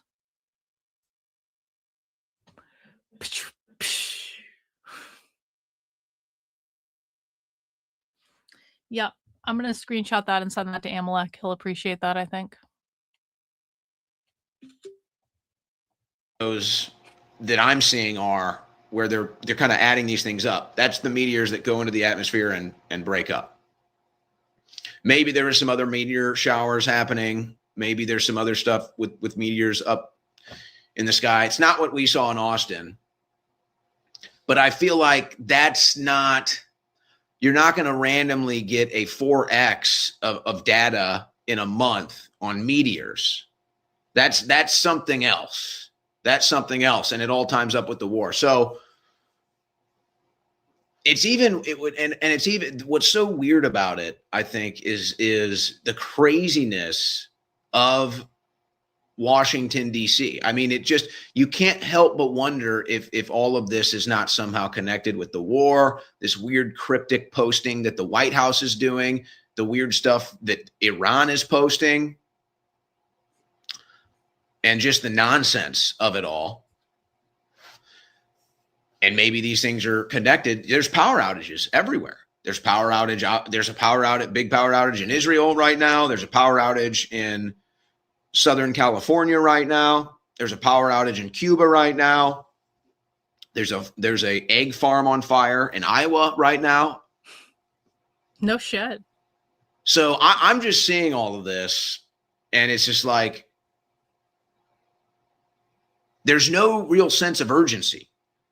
Nobody seems to think that like, whoa, what's going on here? This is exactly what I was saying with like the conservatives on Twitter who are like, I don't even care if there's aliens. It's like, we don't care if there's aliens? Like, and I kind of thought the same thing too about the power outage in Southern California. I was like, what the fuck is going on here? Like, that's a really weird thing to have happened. And why are all these weird things happening at the same time? It's like, has society just become completely uninquisitive? Or, I mean, obviously there are people who have a vested interest in there not being certain answers provided, right? But just like, I'm just shocked at the amount of people that seem completely it really is like everyone is controlled constantly by whatever is going viral on Twitter. And I'm kind of at the point with a lot of this stuff where like, I don't think this is some big master plan to suppress information. I mean, surely there's some of that. There's always going to be some of that, right? But like, I truly don't even believe this is a big master plan to like suppress information. I truly believe that society has just become so apathetic and so like uninquisitive about what is going on in the world around them. And they are so driven by whatever content algorithm they're obsessed with on their phone, whether that be Facebook, like cringe boomer garbage, or all of this crazy leftist shit on Instagram and TikTok, or the conservative media like bubble on Twitter, where they literally only report on what goes viral on Twitter. Conservative media is now Twitter fucking media. It's like, and how many times do we see people coming onto the channel that claim to be anti-communist, that claim to care about defeating the left, and they are completely uninquisitive about like anything that's going on the left. They don't think they have anything to learn. They don't think there are any questions to be answered. And I'm like, bitch, I've been immersed in far left subculture for like almost 5 years now. I still have questions about far left subculture. Like, this is why things like the No Kings protest are so fascinating. There's still so many questions to answer about this thing that I have been immersed in for 5 years. And you're telling me that you, as someone who doesn't even know how the left defines capitalism or basic facts about what's going on in the world, you have no questions about this, but you claim to be fighting it. Like, have we lost the ability to be inquisitive? Or has it happened to a great enough percentage of the population that there's not even like any need to put together some big ass master plan to suppress information about aliens, because you have like a completely disinterested populace that isn't even going to ask, what the fuck's going on with that thing? That thing's pretty fucking weird. And I get it. Like, it's almost as if Trump is now just the ultimate distraction. It's like, here's this crazy golden toad running around DC, talking for 5 hours a day, making crap up left and right, these, juggling 500 different agendas and pissing everybody off.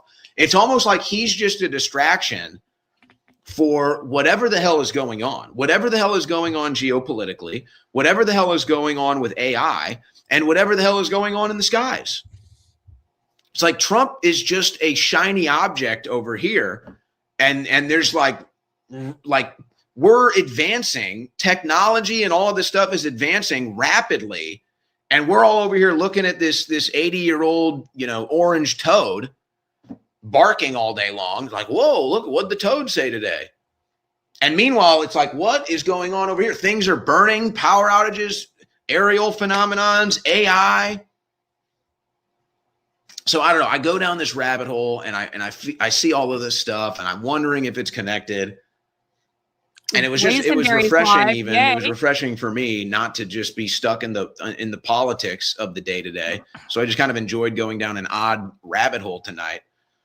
But it was like, this is significant stuff. It's happening all over the country. The people that track these sightings are all going crazy about this stuff. It's like huge in that community. And it's just weird because I freaking saw it. Like, I literally saw it. So you can't tell me that, at least from whatever I saw, you can't tell me that I'm crazy. And then it's like, okay, maybe I am crazy. And then you see other people saw it. And you think, well, maybe we're all crazy, or maybe we all saw something, but it wasn't what we thought. And then you go and find out this has been happening all over the country. And then you find out that the people that track this data say it's the March 2026 is the #1 month all time for aerial sightings, aerial phenomenon, meteors. #1 all time, not even close. Not even close. Crazy. Now, I've had a couple people tell me that it's military stuff. Hang on. Sorry, hang on. On meteors. #1 all time, not even close. Not even close. Now, I've had a couple people tell me that it's military stuff. I'd say that's the highest likelihood. is that it's military stuff. Yeah. Maybe they're testing something, Never or mind, maybe there's don't worry something going about it. on up there. You know, maybe they spot a drone, they blow it out of the sky. I don't know. But it's like there's enough evidence here to say, well, maybe we're not crazy. There's enough stuff going on here congruently to say, you know what, maybe we are crazy, but maybe we're not. Maybe we're not crazy. So I don't know if you guys here, we're up late tonight, so I'm not sure if there'll be too many people tuning into this live. But I wanted to just get ahead of tomorrow's news cycle. If people want to watch this tomorrow when they get up like normal people and they're not up all night like me. Yeah, and then somebody brings up the Biden robot too. That was creepy though. I can't do it, guys. I cannot do the Biden robot. It's too much. Okay, it's too much right now. And I think we just need to not talk about Joe Biden anymore. Okay. Can we just move on from Joe Biden, please? Probably a good idea. Oh, and that's the problem. It's like we haven't even dealt with the madness of Joe Biden. And now we've got the madness of Donald Trump. Was Joe Biden a robot? I don't know. Everything is. One in the chat if you think Joe Biden is a robot. 2 in the chat if you think Joe Biden was not a robot. I have an opinion on this. I'm going to register it after we do the poll. 1 in the chat if you think that Joe Biden was a robot. 2 in the chat if you think that Joe Biden was not a robot.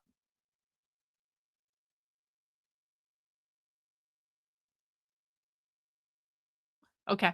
I am on the side of he was not a robot, because I think that if he had been a robot, we would have seen a whole lot more of him. Like in the second half of the term, Joe Biden basically disappeared off the face of the map. Does everyone forget about this? Joe Biden basically fucking disappeared and basically stopped doing public appearances. And then he would come out every once in a while and they would have either injected him with something and he would have been like all fucking crazy, or like he looked so old and senile, like in that debate with Trump. It was like, there's no possible way. There's no possible way that Joe Biden could have been a robot with that debate performance with Trump. Like, are you shitting me? So no, I don't think that Joe Biden was a robot, because I think if he had been a robot, we would have saw a whole lot more of him. And what we would have seen wouldn't have either been like, you know, pumped up on drugs insanity or looking like a senile old man. That is my argument. That is my only argument. What we saw was actually Joe Biden, because it really was that bad. And that's why they basically disappeared him in the second half of his term. Starting to get weird, guys. Okay. Was Biden a robot? Now people they don't even believe Trump got shot now. I kind of, if I'm being honest about it,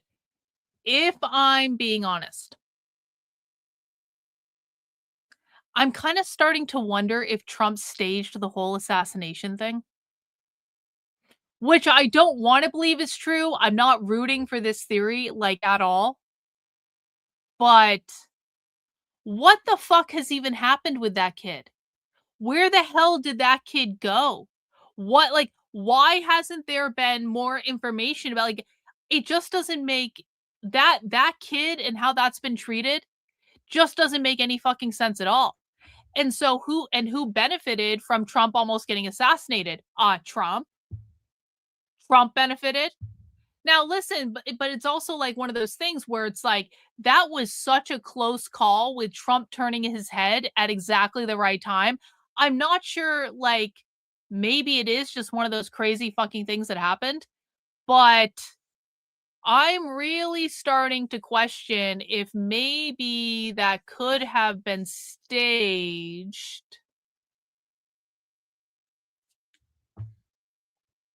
I mean, we all know what happened last September. Now we got things flying around in the sky. I got Trump on TV 5 hours a day, more ridiculous than ever. I got AI about to take over the government.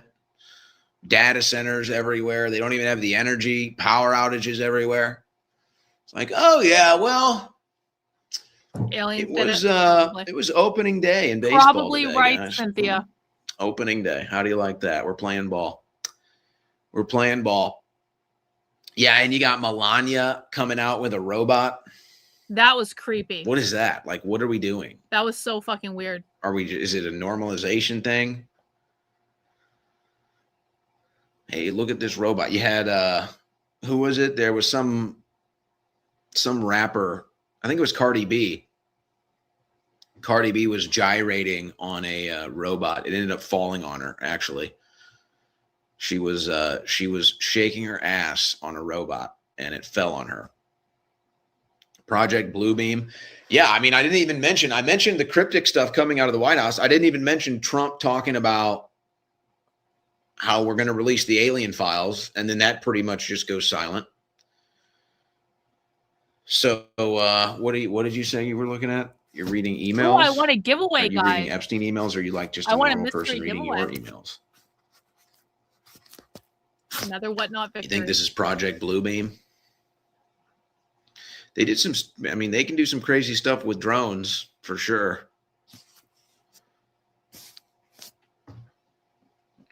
So yeah, what do you guys think is going on?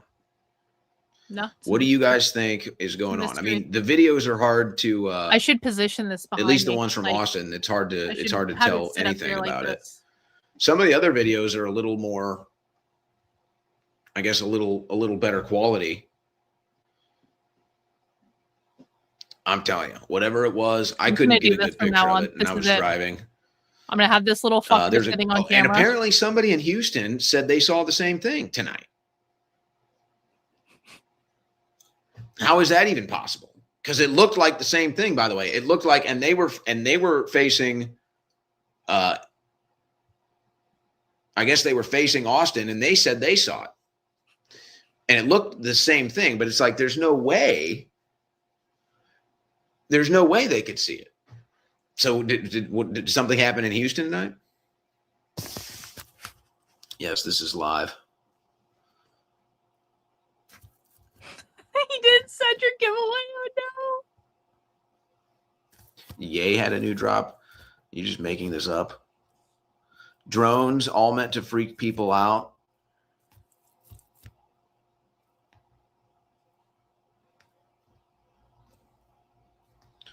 Government testing technology, aliens. That's a good question. You know, listen, they're hang on, we're not going to do them dirty. There we go. That's a good question. Would I still appreciate Owen Shroyer if he became a flat earther? Does he still have good takes about other things? Because listen, I guess, like, I don't know. We're all allowed a little bit of crazy, aren't we? Like, I don't know. Like, maybe he wants to dabble in flat eartherism. I don't fucking know. But like sometimes sometimes when you're doing these types of crazy jobs on the internet, sometimes you have to dabble in ideas and try it out and see what it is. So if he ever became a flat earther, I don't know that you know, I would be interested in that. I would listen if Owen Shroyer became a flat earther. I would listen to content about him describing his like logic and thought process to becoming a flat earther, because that I think would be really interesting and fascinating.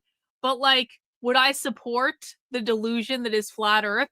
No, but like, you know what? Listen, we barely like we had one interview. We've spoken once. Owen Shroyer and I do not need to agree on every single topic for me to appreciate when he is making good takes on the internet, or when he looks really hot, or when he's doing both. Okay, we can appreciate the things we like about someone and ignore some of the things that maybe are not as better. Like with Candace Owens, listen, we think Candace Owens is a psycho.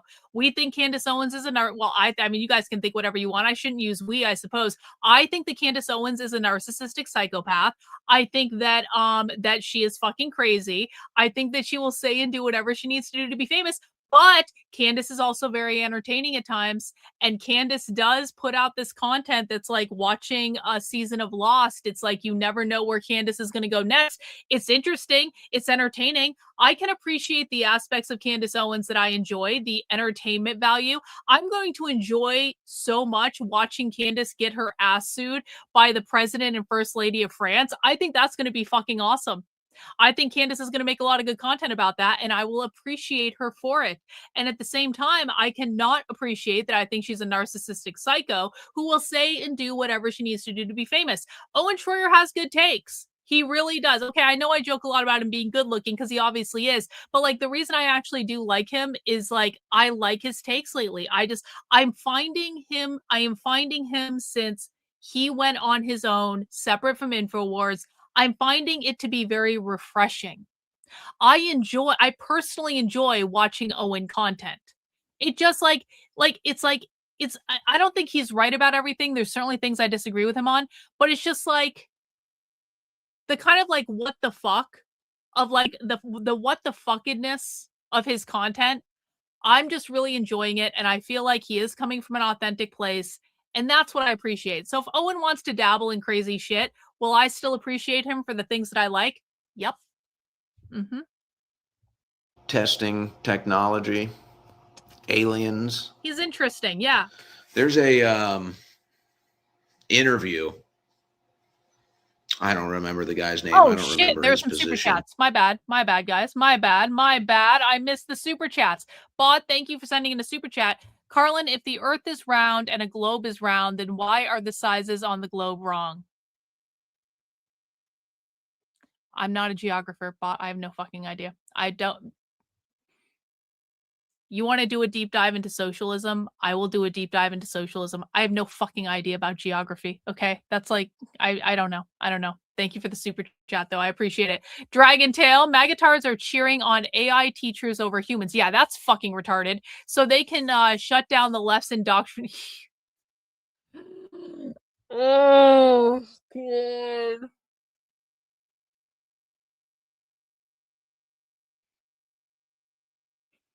Magatards believe that AI teachers will shut down leftist indoctrination.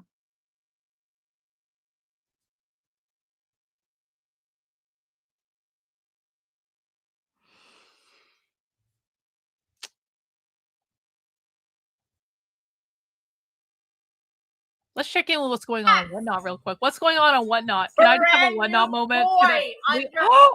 Look at that fucking, oh my god, it's a beautiful bag. Unbelievable. A Chanel toy. Full inclusion. So it was under $5. Bag. Can we just all right, we're good? Yep, we're good. Show us more purchase. We're saying good night. That's I see it? flowers in the chat for oh, she's ending the show. Oh, you got it. Yay. Love it, enjoy it, wear it in good health. That was a crazy price, right? That was a crazy price. You got that one. The show early. Bye, Coco. Good night, guys. I love you all so much. Oh man. Any vintage Chanel in the garden cast? It's coming. Oh man. She's ending the show. Okay. All right. Back to Owen. Please don't send me any more depressing super chats about you know, conservatives wanting to use education AIs to stamp out. Yeah, Whatnot is my coping mechanism.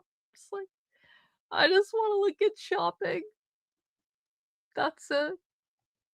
I don't ask for a lot. Just some capitalism.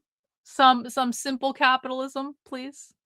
But he claims that I guess, I don't know if he called them aliens, but he claims that aliens or some extraterrestrial, some unknown source was able to like shut off an entire nuclear program. I believe that was a U.S. government whistleblower. Somebody says they saw it in Kentucky.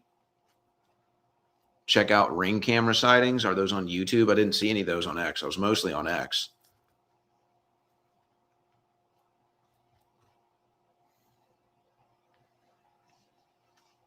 Yeah, there really is a lot going on.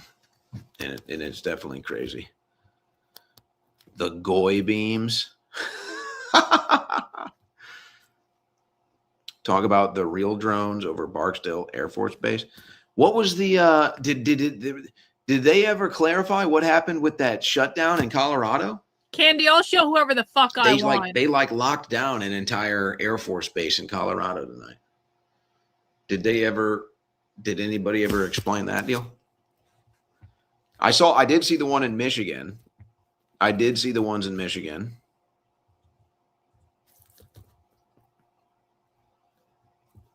Yeah, there was the Chinese spy balloon. This was no spy balloon.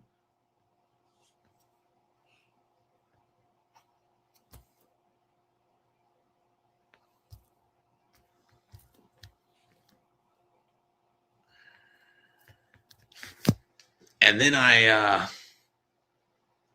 got people that send me the war stuff. And it's like, dude, they lie so much about these wars. There's so much of the stuff that you see on the wars is just like, it's so fake from all sides. Everybody's obviously lying right now. So, I get sent all this war footage and I'm like, dude, I don't know what to trust. I don't know what's real or what's not. But I can't help but wonder if it's all connected. Honestly, I can't help but wonder, because if you think about it from Iran's perspective, they were probably anticipating this, right? I mean, Israel's been trying to get the United States to do a regime change war in Iran for 40 years. So it's not like this is coming out of nowhere. So Iran had some form of a preparation, I'm sure, for this inevitability of Israel getting the United States to get into a war with Iran.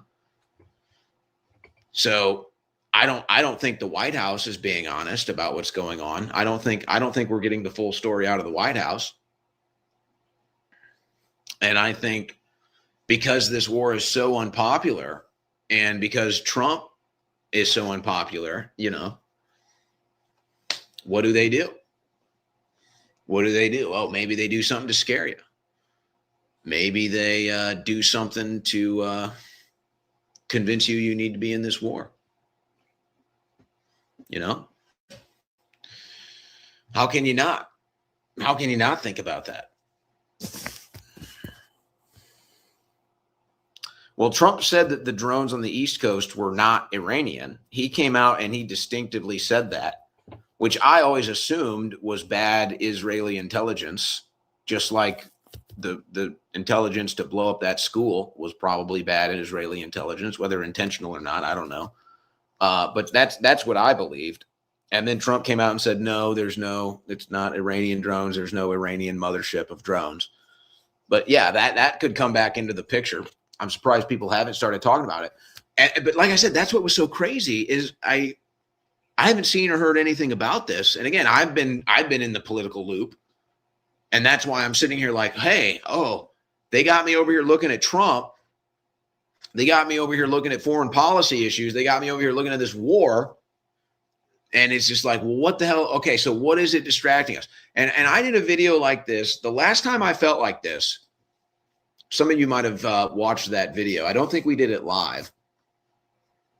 But I basically was talking about, I think it was right before the first Iran strikes. And I said, I feel like something big is coming, but it's like we're all going to talk about this war, but the real story is the AI takeover.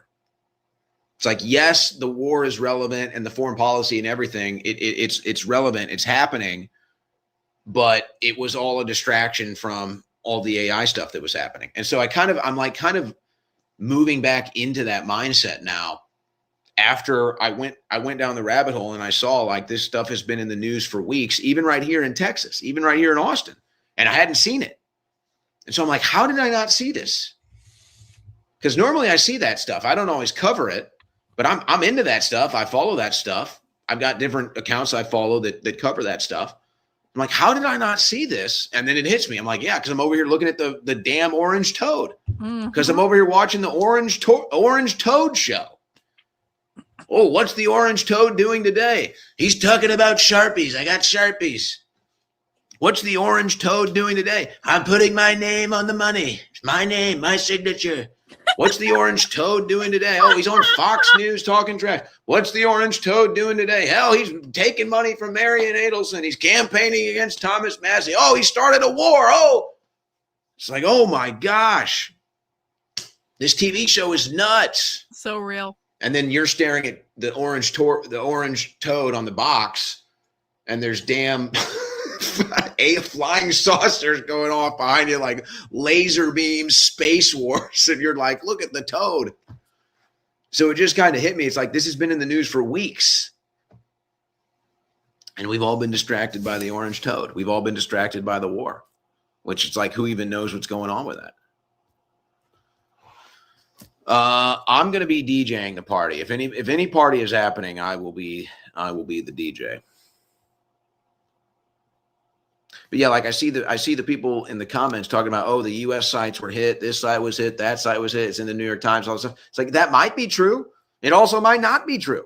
I don't know. We don't get anything out of Iran. And then it's like they pick and choose when they decide what we can even see out of Israel or the Gulf nation states. So yeah. Oh yeah, I'm sure this administration is being transparent. And now there's this whole dispute. 2 days ago, Trump's like, they gave me a beautiful gift. It's how I know. Thanks. Hang on. Much better. Okay. Nerd2, thank you for the super chat. Did you see this the other day? A black oh yeah, I saw this shit. Yeah, I saw this. Yep, I saw this. I talked about this on the stream yesterday. I think I did a whole rant on the stream yesterday. Essentially, I thought it was really funny. I do not think Erica Kirk is above criticism. I think that she should not be in the position of leading Turning Point USA. If Erica Kirk does not want to be criticized, Erica Kirk should not have taken over Turning Point USA. I mean, it's just like really that simple. They should have installed an interim CEO. If they really wanted Erica to have that job, they should have installed an interim CEO that could handle things while she, I don't know, mourned the death of her husband and spent time with her kids and like got away from things. She did not need to step into that role, but at least not immediately. She could have eventually, if they put someone in as like an interim CEO, and then eventually with the intention of turning it over to Erica when she is ready and has had time to actually properly grieve. Erica chose not to do that. Everyone around her chose not to do that. They put her in the position of leading one of the most powerful organizations on the right. I'm sorry, at that point, you are not above criticism. And listen, I don't necessarily agree with a lot of the attacks that have been made on Erica Kirk. Obviously, I have not engaged in any of this bullshit with Erica Kirk and Charlie Kirk and Turning Point USA. I was never involved in any of it before Charlie Kirk was shot. I was never involved before. So why would I spend my time on it now? I always, view Turning Point USA as like a conservative shill organization that, I don't have any issue with a lot of people there, like fine, whatever, but like we obviously disagree on some things, but like I never cared either way. And so like I'm not going to engage in this shit with her, but like she is not above criticism. She is the CEO of a major organization. Comedians are allowed to criticize her. And if she doesn't like it, then she shouldn't be CEO of a major organization. And that's just the way it goes. And so that's kind of like how I feel about it. I thought it was really funny. I thought the comedy was funny. Thank you so much. I'm Boris, the teeth guy. Okay, bro. Okay. Thanks for the $2. Appreciate it. 2 days ago, Trump's like, they gave me a beautiful gift. It's how I know. It's how I know I love them. It's how I know. And then he doesn't say what the gift is. And then they come out today and they're like, they gave us the oil. They gave us the oil. And then everybody's trying to track and trace, like, where is this oil he's talking about? Like, what oil? It's like, it doesn't even exist. It's a woozy. It's a wazi. It doesn't exist. And then he did the same thing. He did the same thing with Qatar. And I think it was the UAE. And he's like, they gave me $6 trillion. And that's their entire GDP.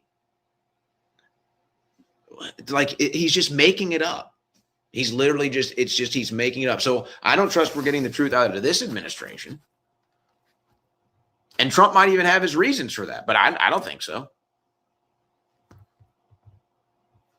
Trump's not going to resign. No way.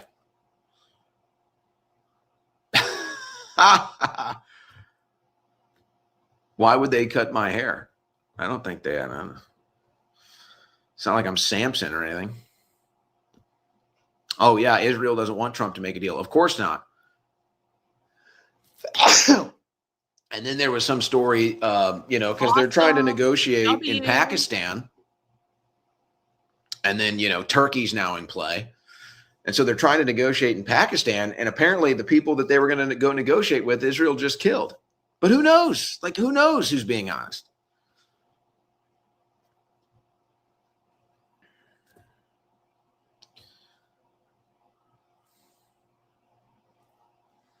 Yeah, the meteor sites in the media. That's what I'm talking about.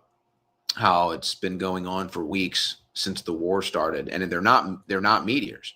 They're not meteors. That's what I'm saying. Like, I can't take your nap for you, bro, but you can go take your own nap, and that's just as good. Thanks so much for the $2. They will probably report, maybe they already have. Something happened in Austin this week. It was in the news. I don't know if it was the exact same thing I saw, but it was some people saw something in the sky. It made the news. They said it was a meteor. I'm telling you, whatever was in the skies of Austin tonight was not a meteor. That's what I'm telling you. At least I don't think it was a meteor. I've seen meteors before. That was not a meteor. It's like I've seen the way planes fly. I've seen the sun reflect off planes. It's like I've never seen that.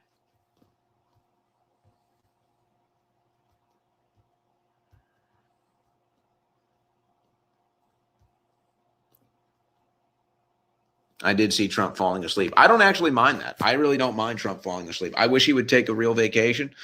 I'm dead serious. I wish Trump, if I was advising Trump, and this is really what he needs to do, honestly. This might be able to even save the midterms.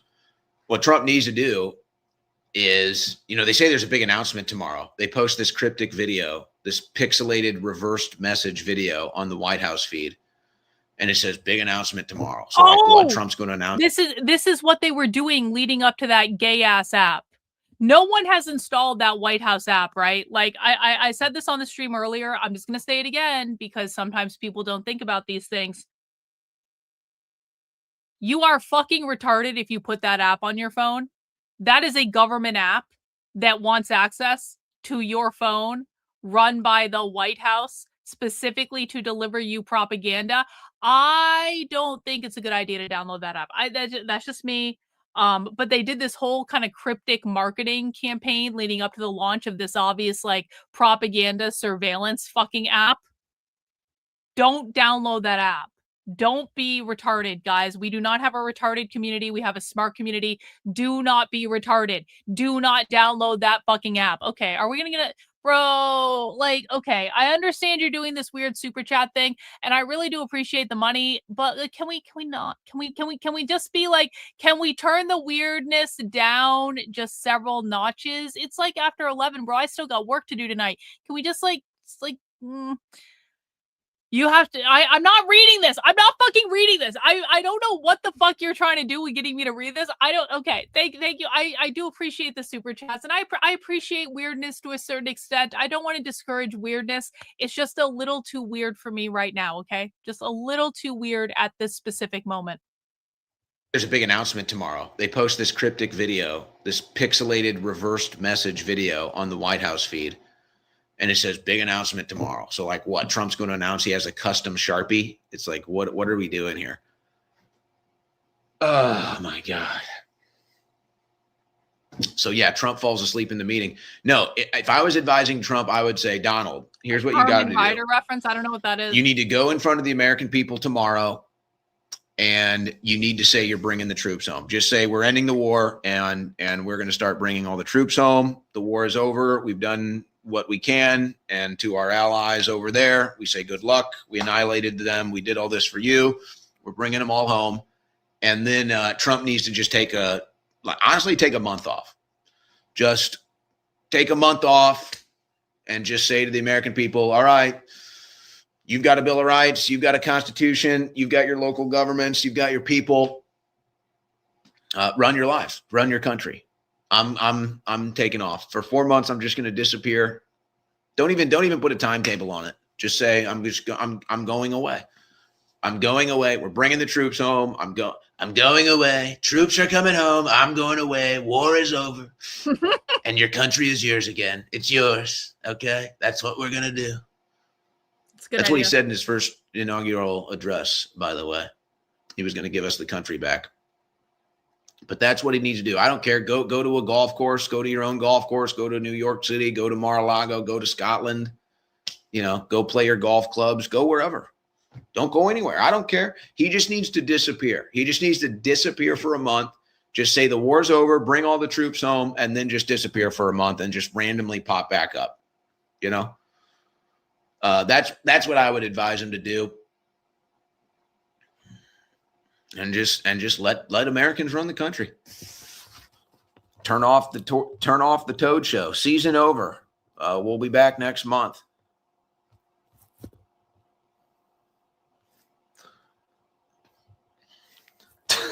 Some of these people are hilarious. Some of these people in the chat, man. Oh, there's the stock market rigging too. Oh, 100%. I wonder if they're going for one last pump. I hope so. I kind of bet on it. For the one last stock market pump. And that's why Trump put out that message, hopefully. Oh, you're asking me if I know about the Boston Marathon bombing? You want to know something crazy? That was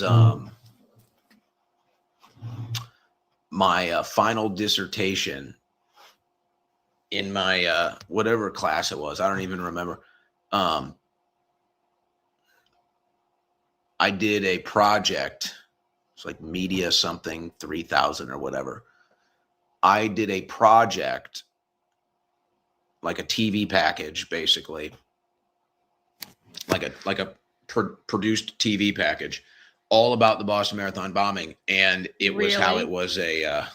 Well, I don't know if I classified it as a false flag or a crisis event or whatever, but I took the news reports and I took the FBI, Boston police. I still remember their names: Ed Davis, Rich Delorier.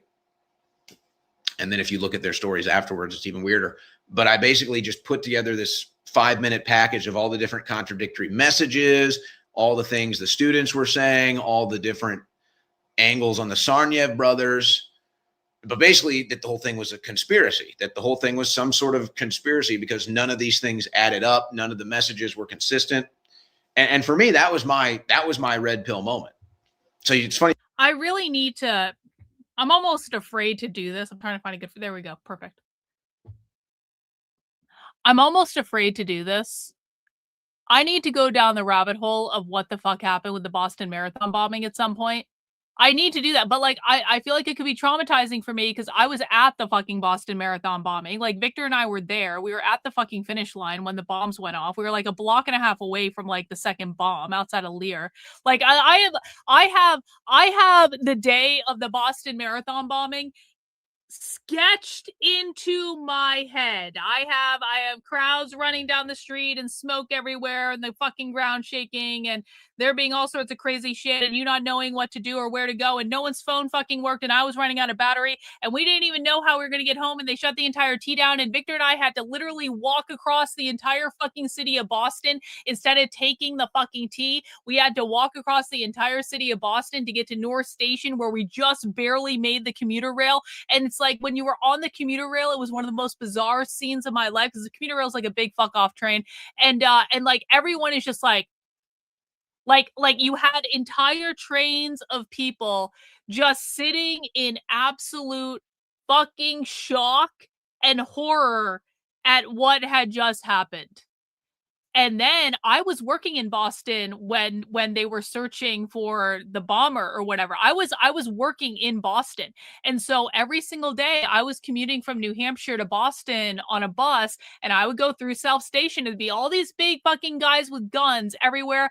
I worked in like downtown Boston. So there was always like helicopters overhead. And then on the last day when they caught the kid when he was in the boat or whatever, like I took a really early bus down to the city. I took like a 6 a.m. bus down. And when I was on the bus down to the city, they announced that they were closing the entire city and don't come. But I was already on the bus to the city. And so we pulled into South Station and basically they kicked us off the bus. they wouldn't let us leave the city. And then they sent everyone out and said, you cannot be in this building. And they made everyone go out and stand on the sidewalk. And so there was a whole bunch of us that were like, the buses weren't coming in or out. Like, how the fuck do we even get home tonight? Like, they've shut down the entire fucking city. There were a whole bunch of people that just got dropped off at South Station, but they weren't allowed to stay in South Station because they were closing down the entire city and no one was allowed to be inside. But it's like, so a whole bunch of people were just like basically standing on the sidewalk outside of South Station. And there was this one fucking kid. There was this one kid who was like 13, 14 years old or something, and he was going through South Station to get a connecting bus out to like Western Massachusetts or something, because his family was in Western Massachusetts and he was going by himself. He's this young fucking kid. And these police officers come. They're actually, I probably still have the video of this. The video of this is like on probably my old YouTube channel, or it's on like my Facebook or something. I'm sure I still have the video of this. And this was back in the day when you couldn't get good video. Like, well, no, I had an iPhone at this point. What the fuck am I talking about? I had a fucking iPhone at this point. Anyway, so there was this one kid that like he was all confused because he was supposed to connect I remember this shit like yesterday. Like, he was supposed to catch a bus out to Western Massachusetts and he didn't know what to fucking do. And so these cops come up to us and we're just like, again, standing around on the sidewalk and they're like, don't you know the city shut down? And we're like, what the fuck do you want us to do? We all came down on a bus. They kicked us out of South Station. There's nothing open. There's nowhere to go. What the fuck do you want us to do? And the cops just started yelling at people like total fucking assholes. And they really targeted this one young kid.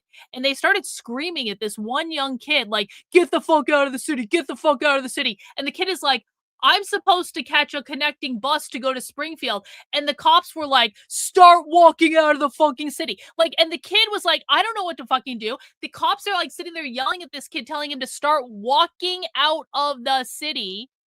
And the kid is like, what the fuck? So I started recording the cops and I got all this fucking shit on video. And I was so pissed off about it. And so then eventually I was like calling around and I figured out there were some other people that that I worked with that had actually come down. And so they had opened the office. So I wouldn't have had access to the office had they not been there to open it up. So basically I took a bunch of people. We went over to the building I worked in at the time. We kind of all hung out in the office, and I ended up catching a ride home with one of the guys who was there, who drove down from New Hampshire. So he had his car so he could just drive me home. But it was just like, it was the craziest fucking day. The Boston Marathon, like I am traumatized. Like the Boston Marathon was like my event.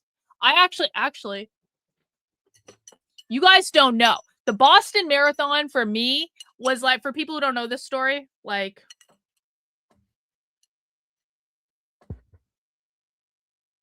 those are my Boston Marathon medals because I ran the Boston Marathon twice, but I was obsessed with the Boston Marathon from the time I was in college because I went to college in Boston and I lived on the marathon route. And like the Boston, like people might like baseball or they might like football. No. I like marathon running. I was super into distance running and like all this stuff. And I was doing it. I was doing like half marathons. I did multiple full marathons, obviously. Like this is all like old stuff now. It's like way back in the day, but like I knew marathon runners. I would sit there and watch marathons from all over the world. That was one of my favorite things. Marathoning and cycling were my favorite things to watch. They were my favorite sports. And so when the Boston Marathon got bombed, I was deeply traumatized. It's a really long story. Whatever. It's my stream. I'll do what I want. The Boston Marathon bombing was really traumatizing for me because it was like my favorite thing ever. And now I know because I know how things work. I know that I was not told the correct story about what happened. And I know that someday I'm going to have to reverse engineer it and I'm going to have to like figure out what I think happened for myself. But it was traumatizing to me and I don't want to. I've already had to learn that everything else in my life was a lie. And I couldn't even watch movies about the Boston Marathon bombing for years, but the one with Mark Wahlberg in it is actually quite good. So eventually I watched that, but it wasn't until years later. Anyway. Angles on the Tsarnaev brothers, but basically that the whole thing was a conspiracy, that the whole thing was some sort of conspiracy because none of these things added up. None of the messages were consistent. And for me, that was my red pill moment. So it's funny you asked me about the Boston Marathon bombing. That was my red pill moment because I was a sports guy. Well, The Departed is obviously a great movie, but I think it's called Patriots Day. No, Mark Wahlberg was in a movie about the Boston Marathon bombing, like specifically. They actually filmed it. I ran the Boston Marathon the year that they were filming it on the course, but yeah. So no, that movie that Mark Wahlberg did was like actually pretty good. And I'm in the sports matrix every day. I'm in the sports media every day. I'm on the radio every day. I'm credentialed into all the different St. Louis sporting events. I'm working them. And the Boston Marathon bombing happened. So it's the first time the news and the sports world kind of meshed in my professional broadcasting career. So I had the same approach towards the sports media. Obviously it's a kid's game, but the same tenacity, the same ferocity. So I'm diving into this Boston Marathon bombing story, and I'm watching the news for the first time. I'm watching press conferences for the first time. I mean, first time. Like, I don't watch the news. I don't care. Hated politics. Wasn't interesting. I found it divisive and boring. And then I witnessed this, and it was just like, oh my gosh. Because my response when I would talk to friends, conspiracy theory friends, whatever, 9/11 truthers, when I would talk to them, I would say, oh, if that was true, the TV would tell us. Oh, if that was true, the government would tell us. Have your laughs, right? And then that was the first time I watched the TV and listened to the government, and I was like, holy shit, they're lying. They're literally just standing there lying to us. And so once you realize that, everything changes. So I don't know how many people, more people know that today than they did 20 years ago. But, I know about the Boston Marathon bombing. That's how I got my degree in media studies. What did I do to get my psychology? I forget what I had to do. I don't remember what I had to do for that. No, these were not satellites. Well, I mean, I don't know. I guess they maybe shot down a satellite. Do I think BB is dead? No, not really. But I think it's weird. I think there's weirdness there. What is this bug? Wait, here come the locusts.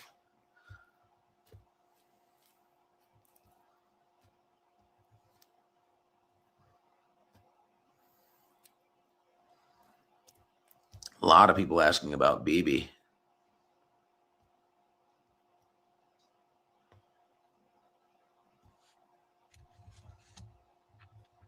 I don't know what's going on with those White House posts. Just weird.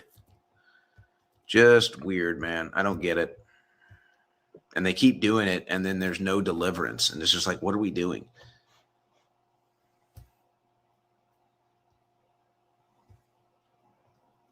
Yeah, well, it was an intense experience. Yeah, for sure.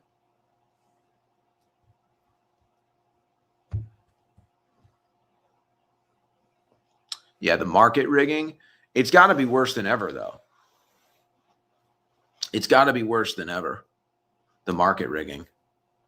I mean, it's so obvious now, it's insane. Especially if you follow the news, the market rigging it's never been more obvious.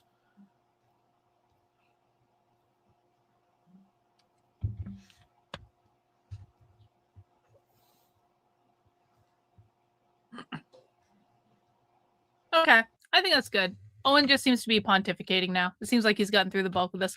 Okay, I think that's good. Hey guys, listen. This stream has been real fun, but I still have some work I need to do tonight because I got some stuff I got to do before the big day of No Kings tomorrow. Who's ready for a No Kings Day? As a reminder, I am currently under the idea that Socialism Saturday will start around 8 p.m. tomorrow. It will be delayed just slightly. I will not be doing coverage during the day because reasons. I think Socialism Saturday might be delayed slightly for a couple hours because also reasons.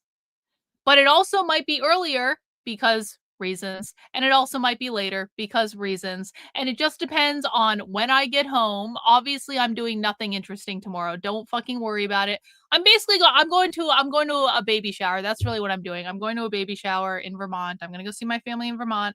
And I'm going to go to a baby shower tomorrow. And I wish you guys the best of luck going to the No Kings protest. And when I get home at some point tomorrow, I will do Socialism Saturday, and we will watch recap No Kings protest stuff, and we'll see what happened in Minneapolis. Probably that's going to be the big location, I think. But I look forward to hearing from you guys what happens when you guys go to the No Kings protest. But I'm going to be going to a baby shower. Okay, so I will see you guys. I will see you guys tomorrow. Have a good rest of your night. We'll see you soon.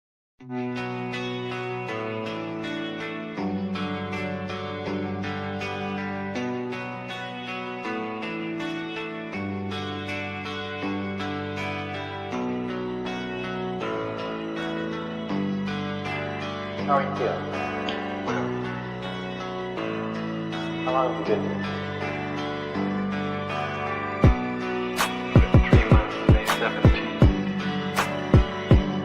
And what brought you here? That's difficult to answer.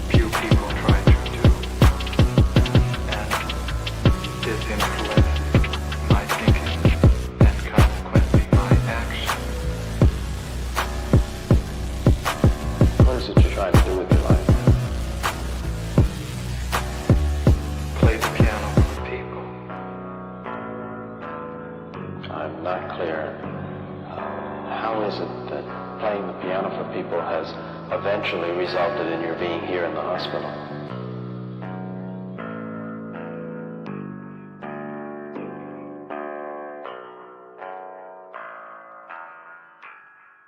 That's difficult to answer.